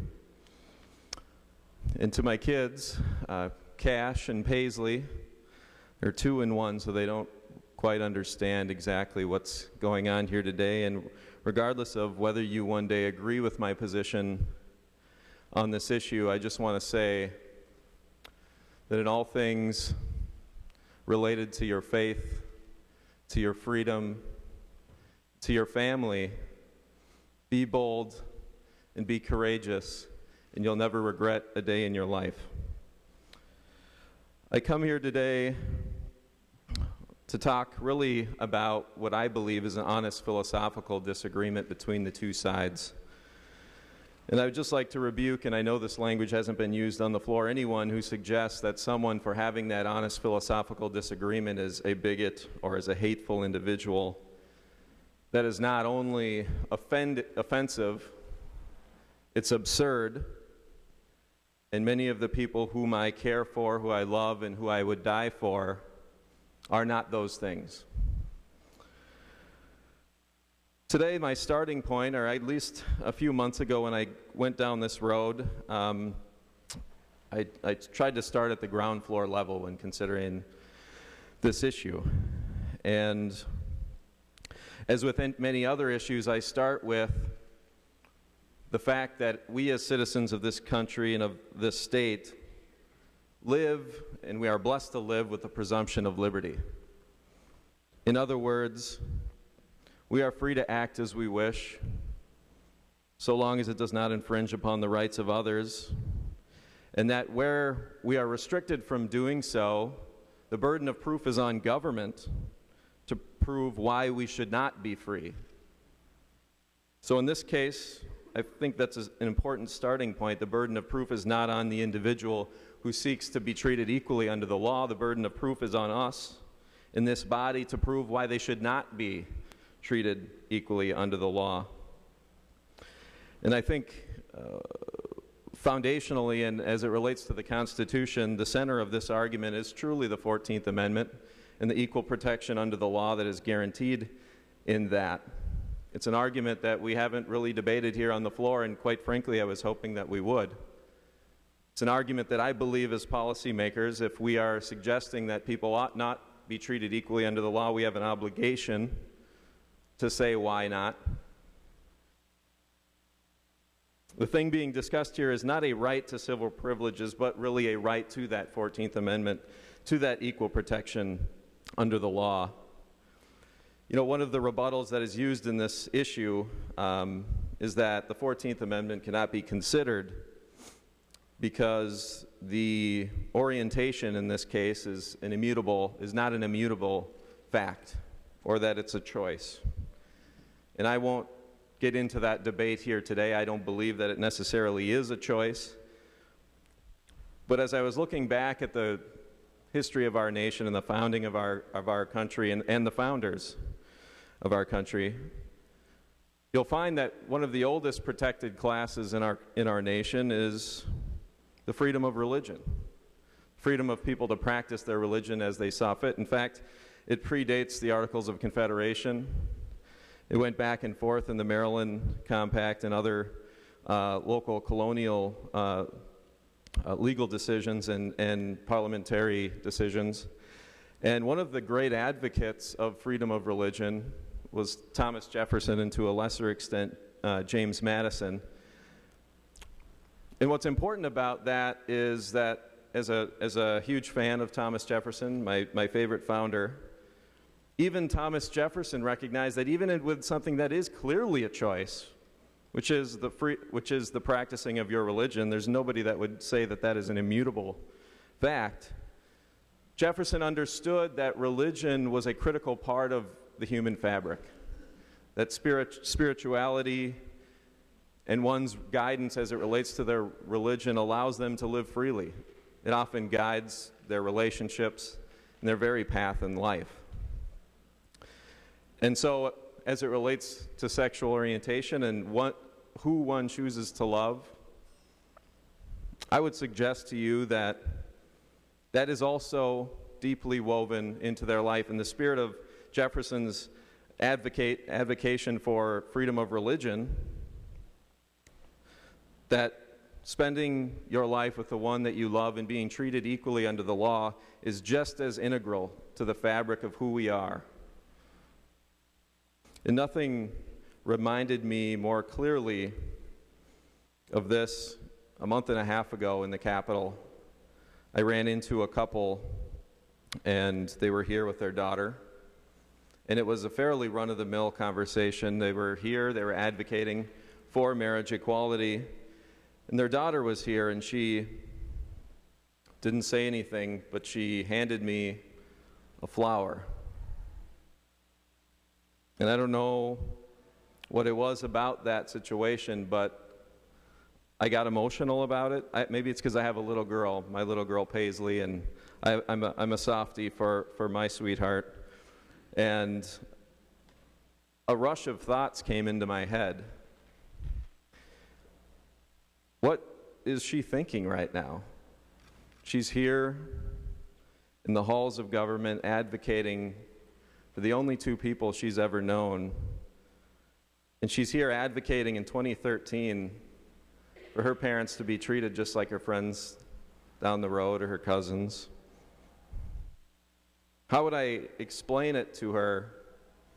How would I explain the current situation to her? How could, and then what would she grow up thinking about our government, about justice in general? And as a libertarian, quite honestly, I was somewhat offended at the very notion that I was the one that was standing between their family and the happiness and equality and the equal treatment under the law that they deserve. Who am I as a legislator to stand here and through my own subjective interpretation of morality decide that they ought not be? And so, members, today, I vote yes for that family. I vote yes for others like them. I vote yes on the First and the 14th Amendment. I stand here, quite honestly, more uncertain of my future in this place than I have ever been. And when I walk out of the chamber today, when I walk out of the chamber today, I'm absolutely certain that I'm standing on the side of individual liberty. Senator Han. Thank you. I guess first I do have to make the point that we still don't have a budget, Madam President. I just want to point that out. We're taking a time out. Senator Han on House File 1054. I understand. Thank you, Madam President.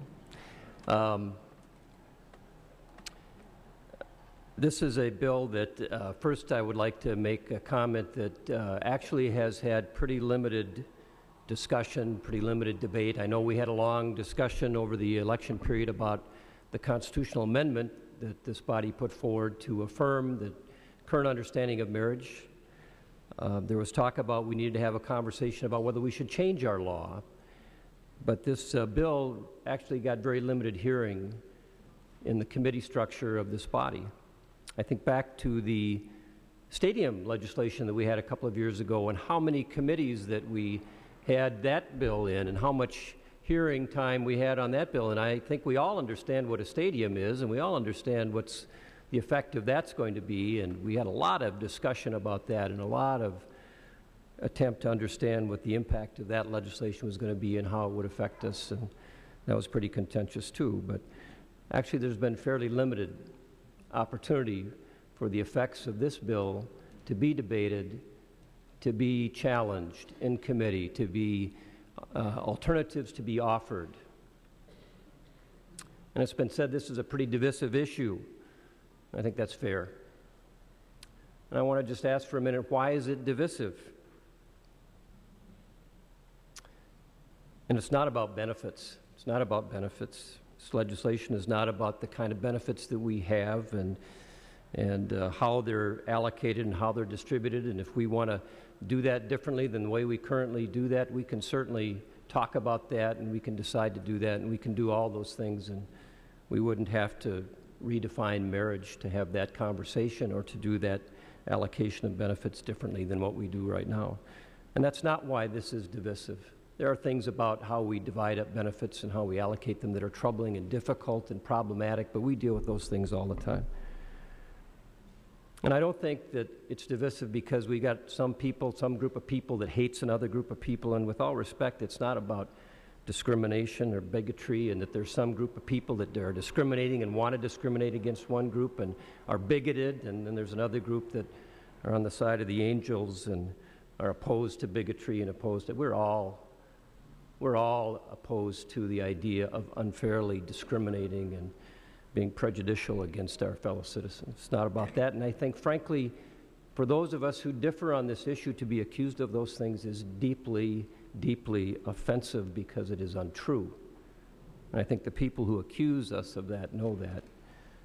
And I think as we contemplate going forward, and we are going to go forward and this bill will pass, I think the proponents of this need to think about that. If you're going to accuse people who differ with you of being bigoted, what kind of honest debate are we going to have going forward about our differences? If you're going to try to shut down discussion by calling people names, what kind of honest discussion are we going to have to resolve those differences? But I think that this is divisive is because the redefinition of marriage strikes at a very fundamental understanding of human nature.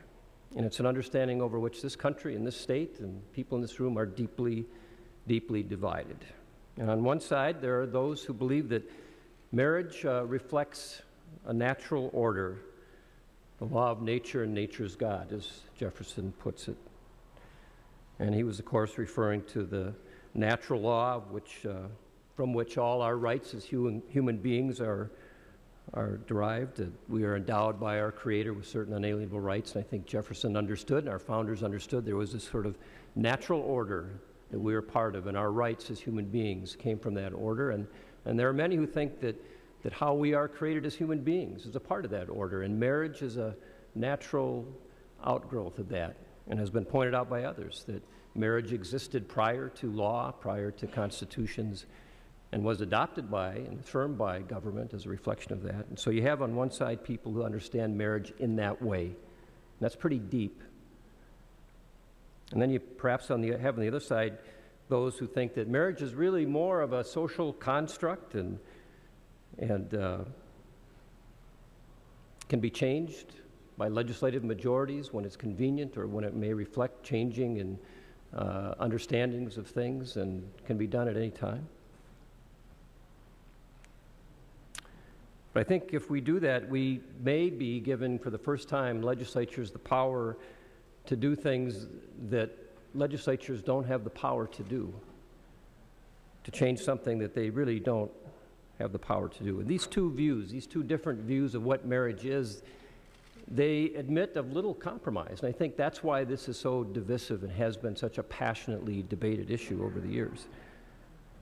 And so I think as we contemplate going forward, and we're going to take a vote here in a few minutes, and I assume and expect that this bill will pass, and I believe the governor will sign the bill, but it will set up a very deep, I believe, conflict, a constitutional conflict between the rights in the Constitution for free speech and the free exercise of religion, and what is the power of the state to define what religious practices are and how they should be publicly expressed, and what people can say and do publicly according to their religious beliefs.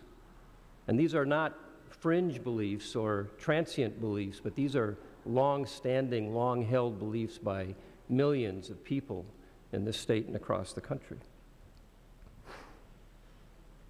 I've been asked many times by proponents of the same-sex marriage bill, and I'm sure many people have, and I've even heard it said on the floor today, how will my having a same-sex marriage or someone having it, how will that affect my marriage? And it won't directly, but I would say and would remind people that no man is an island apart from himself. And we know that changing the definition of marriage will affect all of us. It'll affect our culture. And some will argue, and it's been argued here today, that it'll affect our culture in a positive way. And there are others who say that they fear it will be a negative way. In fact, I think that's one of the issues that's at debate here. We don't really know. And some would argue that we haven't had enough time to understand the ramifications of that. But let's be honest, that this redefinition, this changing of what marriage means, will affect all of us. It will affect all of us.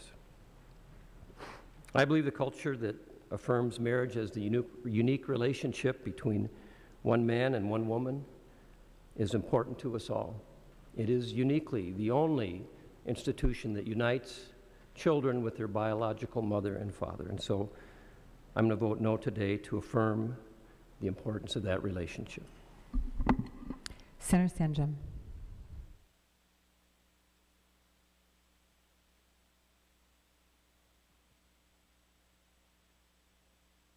Thank you, Madam President, and I'm sorry I would have normally went ahead of the leader. I didn't know exactly where we were in the scheme of things, so I apologize. Senator Hand, but I do want to speak briefly. Obviously, this is a pretty special day in the Minnesota Senate.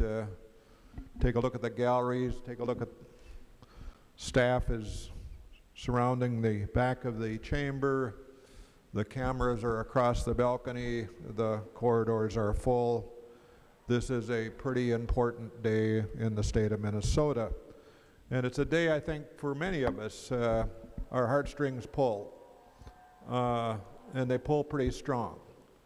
Because for many of us, it's this day that, frankly, for me, probably goes back to 2003 when I came into the Senate and this subject was with us. And now finally, 10 years later, as the case might be, it's time to press certainly red or green. Madam President, it's all about people. It's a divisive issue. There's no question about it. There are obviously very, very good people on one side of this issue, and there are very good people on the other side of the issue that, and one side being, you know, leave it like it is, the other side saying it's time for a change. Time for a change, kind of move off the traditional definition of marriage and go to something different. And we will decide that today. And we collectively, each one of us, I think, represent a fairly divided audience. But, Madam President, that's why we run and that's why we're here. And it's our job to represent that divided audience today as certainly as well as we can possibly represent it. I would say, and I think we all realize this, that there is a reality here today, and that is that this bill will pass. We're going to have same-sex marriage at the end of the day, or at least when the governor decides to sign this bill and it effectively goes into law, that will occur. And so as that occurs, Madam Chair and Madam President and members, you know, I think about people like, you know, Bob and Joe, good friends, just live down the street, good people, happen to be gay. I don't have to understand everything there is to know about being gay and Bob and Joe and their lives, but I do understand this. You know, they take care of their house, they mow their lawn, the place looks pretty sharp, and they're good people. And I've known them for a good long time. And I got a picture today from Marge and Joe, and Marge and Joe, in fact, again, good friends, have invited me to their wedding. So, Marge and Joe, if I get an invitation, I'll come. And we'll see how that goes. But I think no matter what, and I've got this chunk of cards as well, and there are people in here obviously that are searching out marriage and are looking to find it through our vote today. And so as we go forward, Madam President, this is kind of what I want to say. I hope through my life I've been able to reach out to people like this and say to some extent, while I may disagree with you, or I don't quite understand it, that I've been polite, I've been courteous, I've been understanding, I've been cordial, and I've been certainly people that they feel they can interact with. In a few minutes, I'll decide whether I step across this line or not, and we'll find out. But irrespective of that, Madam President and members, I think what I want to say today, collectively the Senate will step over that line. And as we go forward with same-sex marriage in Minnesota, I think it's up to each and every one of us, to the extent we can within our communities, within our state, to make sure that we go ahead with this in as positive and as productive a fashion as possible. That we recognize collectively, as a state and as a people, that this is where we are, And that's where we're going.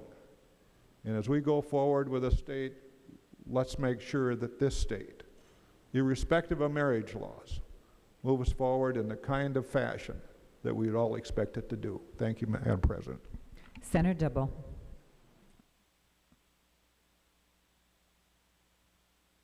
Thank you, Madam President. Madam President and members, if you could please indulge me for just a moment to read a few stanzas from a favorite poem. Let America be America again. Let it be the dream it used to be. Let it be the pioneer on the plain, seeking a home where he himself is free. Let America be the dream the dreamers dreamed. Let it be that great, strong land of love, where never kings connive nor tyrants scheme, that any man be crushed by one above. Oh, let my land be a land where liberty is crowned with no false patriotic wreath, but opportunity is real and life is free. Equality is in the air we breathe. Madam President, members, many of you will recognize that poem by Langston Hughes, and if you're familiar with it, you know that I abridged it somewhat significantly. It's interlaced with thoughts of alienation and disaffection from these ideals and beautiful words of our country. But I left those out on purpose, because this is not a day about being alienated and disaffected from the state and the country that we all love. I asked a question of this chamber 2 years ago, sitting up in the front, holding up a photo of myself and Richard, who's with us today. I asked who was helped by the proposal that was then before the body.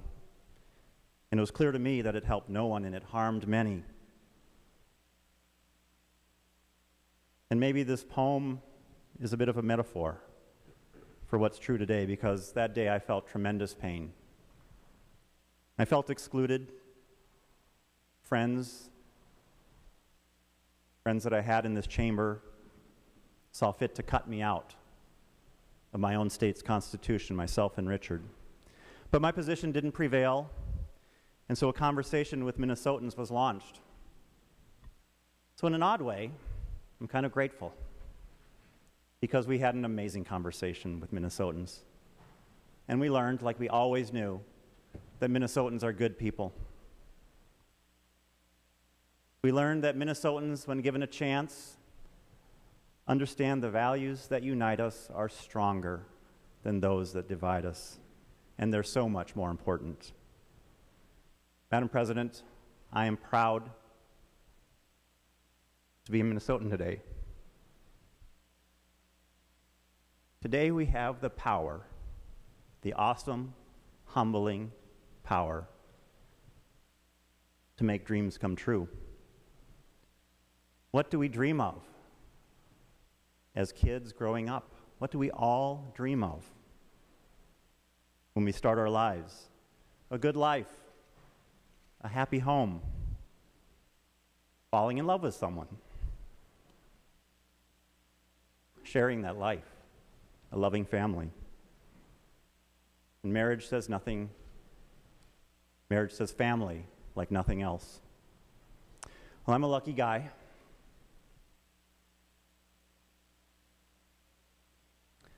I've met the person I can't live without. Richard and I have a love that I can't even begin to describe. And we have a loving and supportive family. And because of our marriage in California in 2008, our family had a transformation and formed a connection. They had been so supportive of us all throughout, but through that celebration and that ritual, a connection and an understanding to us came about that we didn't anticipate. And we've been supported through triumphs and through adversity. And as a strong couple, we've been able to provide support to our family. Most recently, last Thursday morning, we had the unbelievable joy of the arrival of a brand new great-nephew, Lucho. Rejoicing we had. But here in Minnesota, Richard and I are legal strangers to each other. How can that be okay? Colleagues, you know and love so many people in your lives just like Richard and me. Good, hardworking Minnesotans, playing by the rules, trying to build a good life, taking care of each other, raising kids, contributing in so many ways to their communities. Members, I've heard a lot of things said today. I promise you, nothing will change. We are redefining nothing. We are joining and affirming the thing we all cherish and prize and value the most.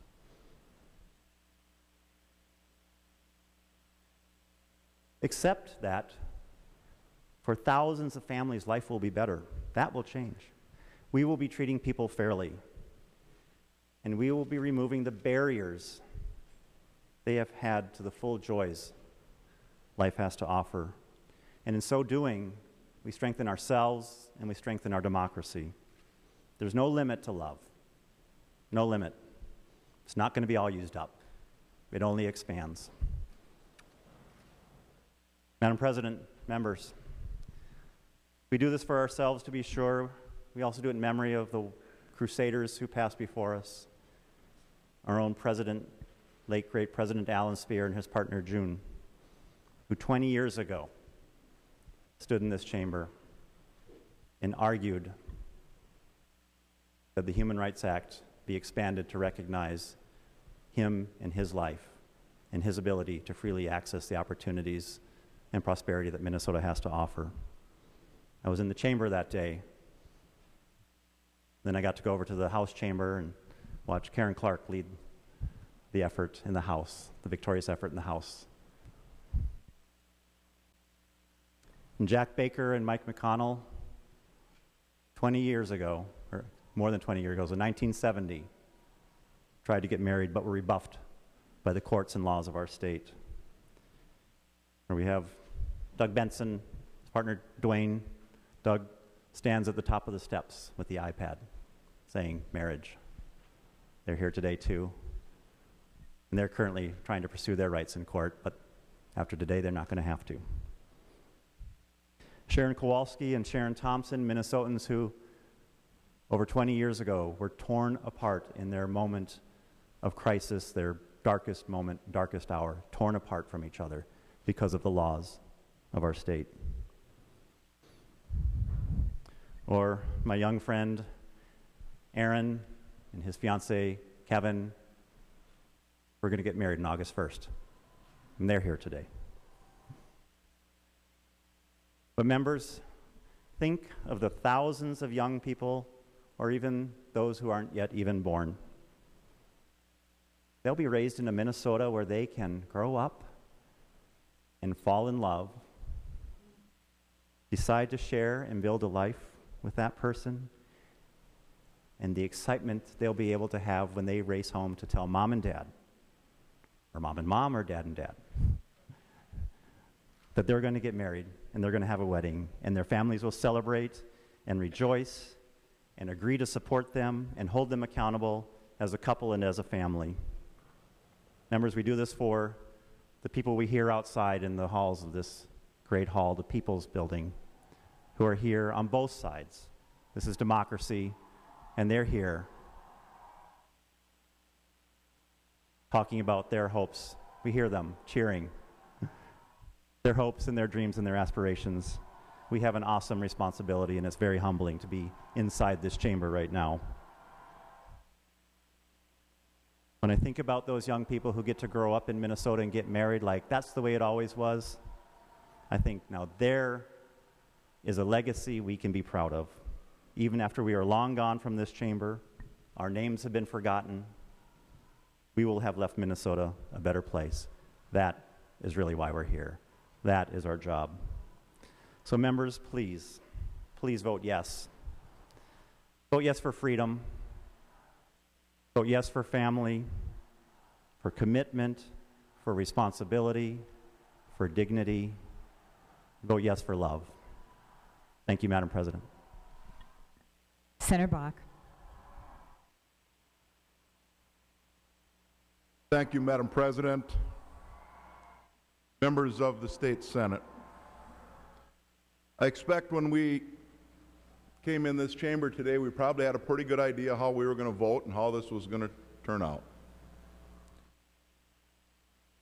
But let me ask you to reflect on that decision that you've made for just a few minutes while I tell you a personal story.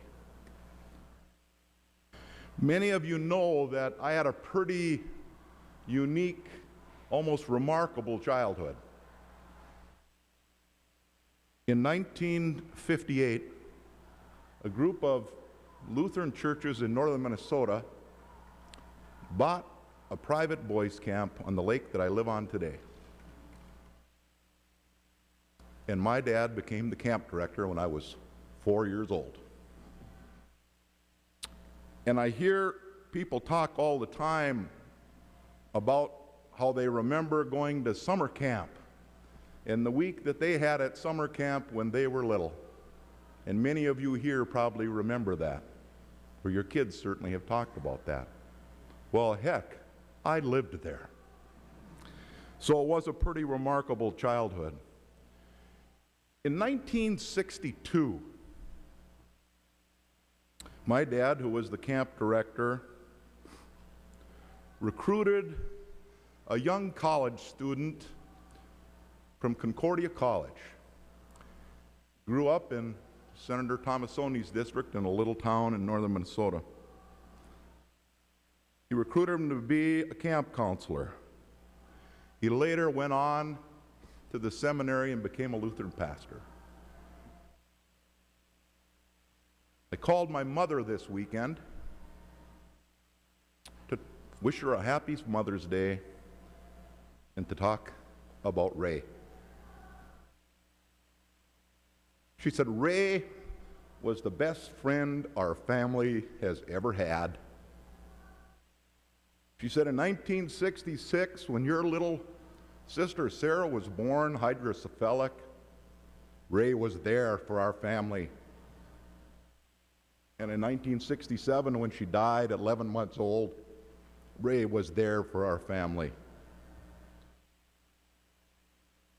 And in 1968, when my little brother came down with brain cancer and was doctoring at the University of Minnesota, Ray was there. And in 1987, when my little brother had a stroke, it was Ray that was there for our family. 1993, when my sister came down with leukemia and came down to the University of Minnesota for a bone marrow transplant, it was Ray who was at the university with my family. And it was Ray who drove from Minneapolis in 2003 up to the funeral of my little brother, be there with my family. Ray knows a lot about marriage. Married a lot of couples. Counseled a lot of couples through the highs that marriages have and some of the deep disappointments that sometimes happen in marriage relationships. He felt the excitement and could see the excitement in a couple's eyes as he married them. He felt the excitement in mine because in 1976 he married me. A few years later, he came out as being gay.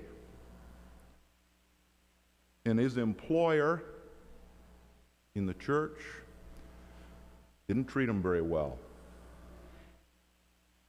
And he had a very difficult ministerial career after that period of time. Today he's retired and he lives in Minneapolis. But something has always bothered me. That over the decades of his friendship with our family, he participated in and shared in the joy of so many marriages. but could never have one of his own. Vice President Mondale stopped by our caucus last week to share some thoughts about kind of the conclusion of the session and gave us an opportunity to ask some questions. And I believe it was Senator Bonoff that asked the question of him. She said, "Mr. Vice President, are there any votes you ever took that you feel really good about?" And he said, "You know, the decisions that I made that I feel best about were the ones that weren't popular at the time." And he went on to talk about a brief that he wrote when he was the Attorney General in a case called the Gideon case that was in front of the U.S. Supreme Court. Mr. Gideon, he explained, was an indigent who had been convicted of a felony, and he didn't have the money for an attorney. So then Attorney General Mondale wrote a brief to the U.S. Supreme Court that said that even if you're poor, you should have the right to a legal defense. And as he explained it to us, it wasn't very popular at the time to use taxpayer money to defend an indigent who's going to be convicted of a crime. But he feels really good about having wrote that brief. And he prevailed at the Supreme Court. And today, people, if they can't afford an attorney, our country supplies them one. And he talked about the votes that he took during the civil rights movement. And some of them weren't very popular, but how good he feels about those votes today. Laura and I have 4 grandchildren. 3 of them have been on the floor with me here on opening day. And I just ask myself, in the decades that follow,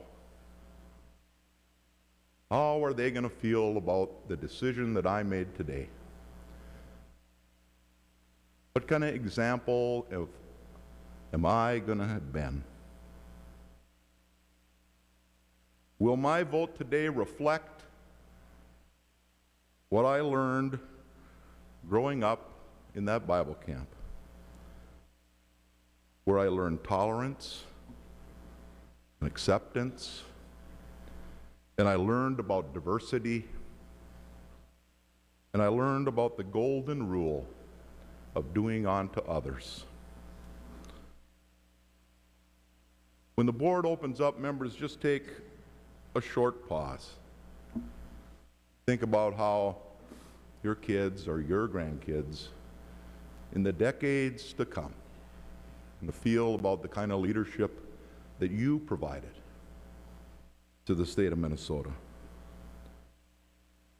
My vote will be green. My vote will be for Ray. It will be for Casey. And it will be for everyone else in Minnesota who only want to have what Laura and I have. They want the joy of marriage.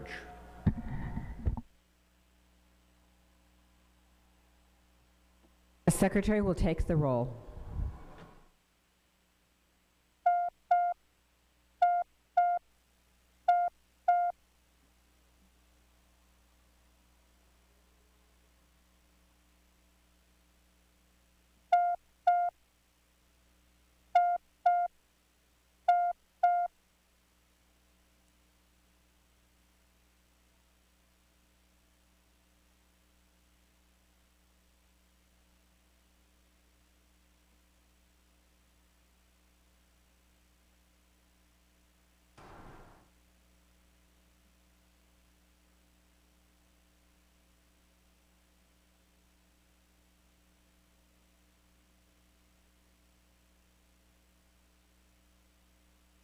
The Secretary will close the roll. There being 37 in favor and 30 opposed, the bill is passed and its title agreed to.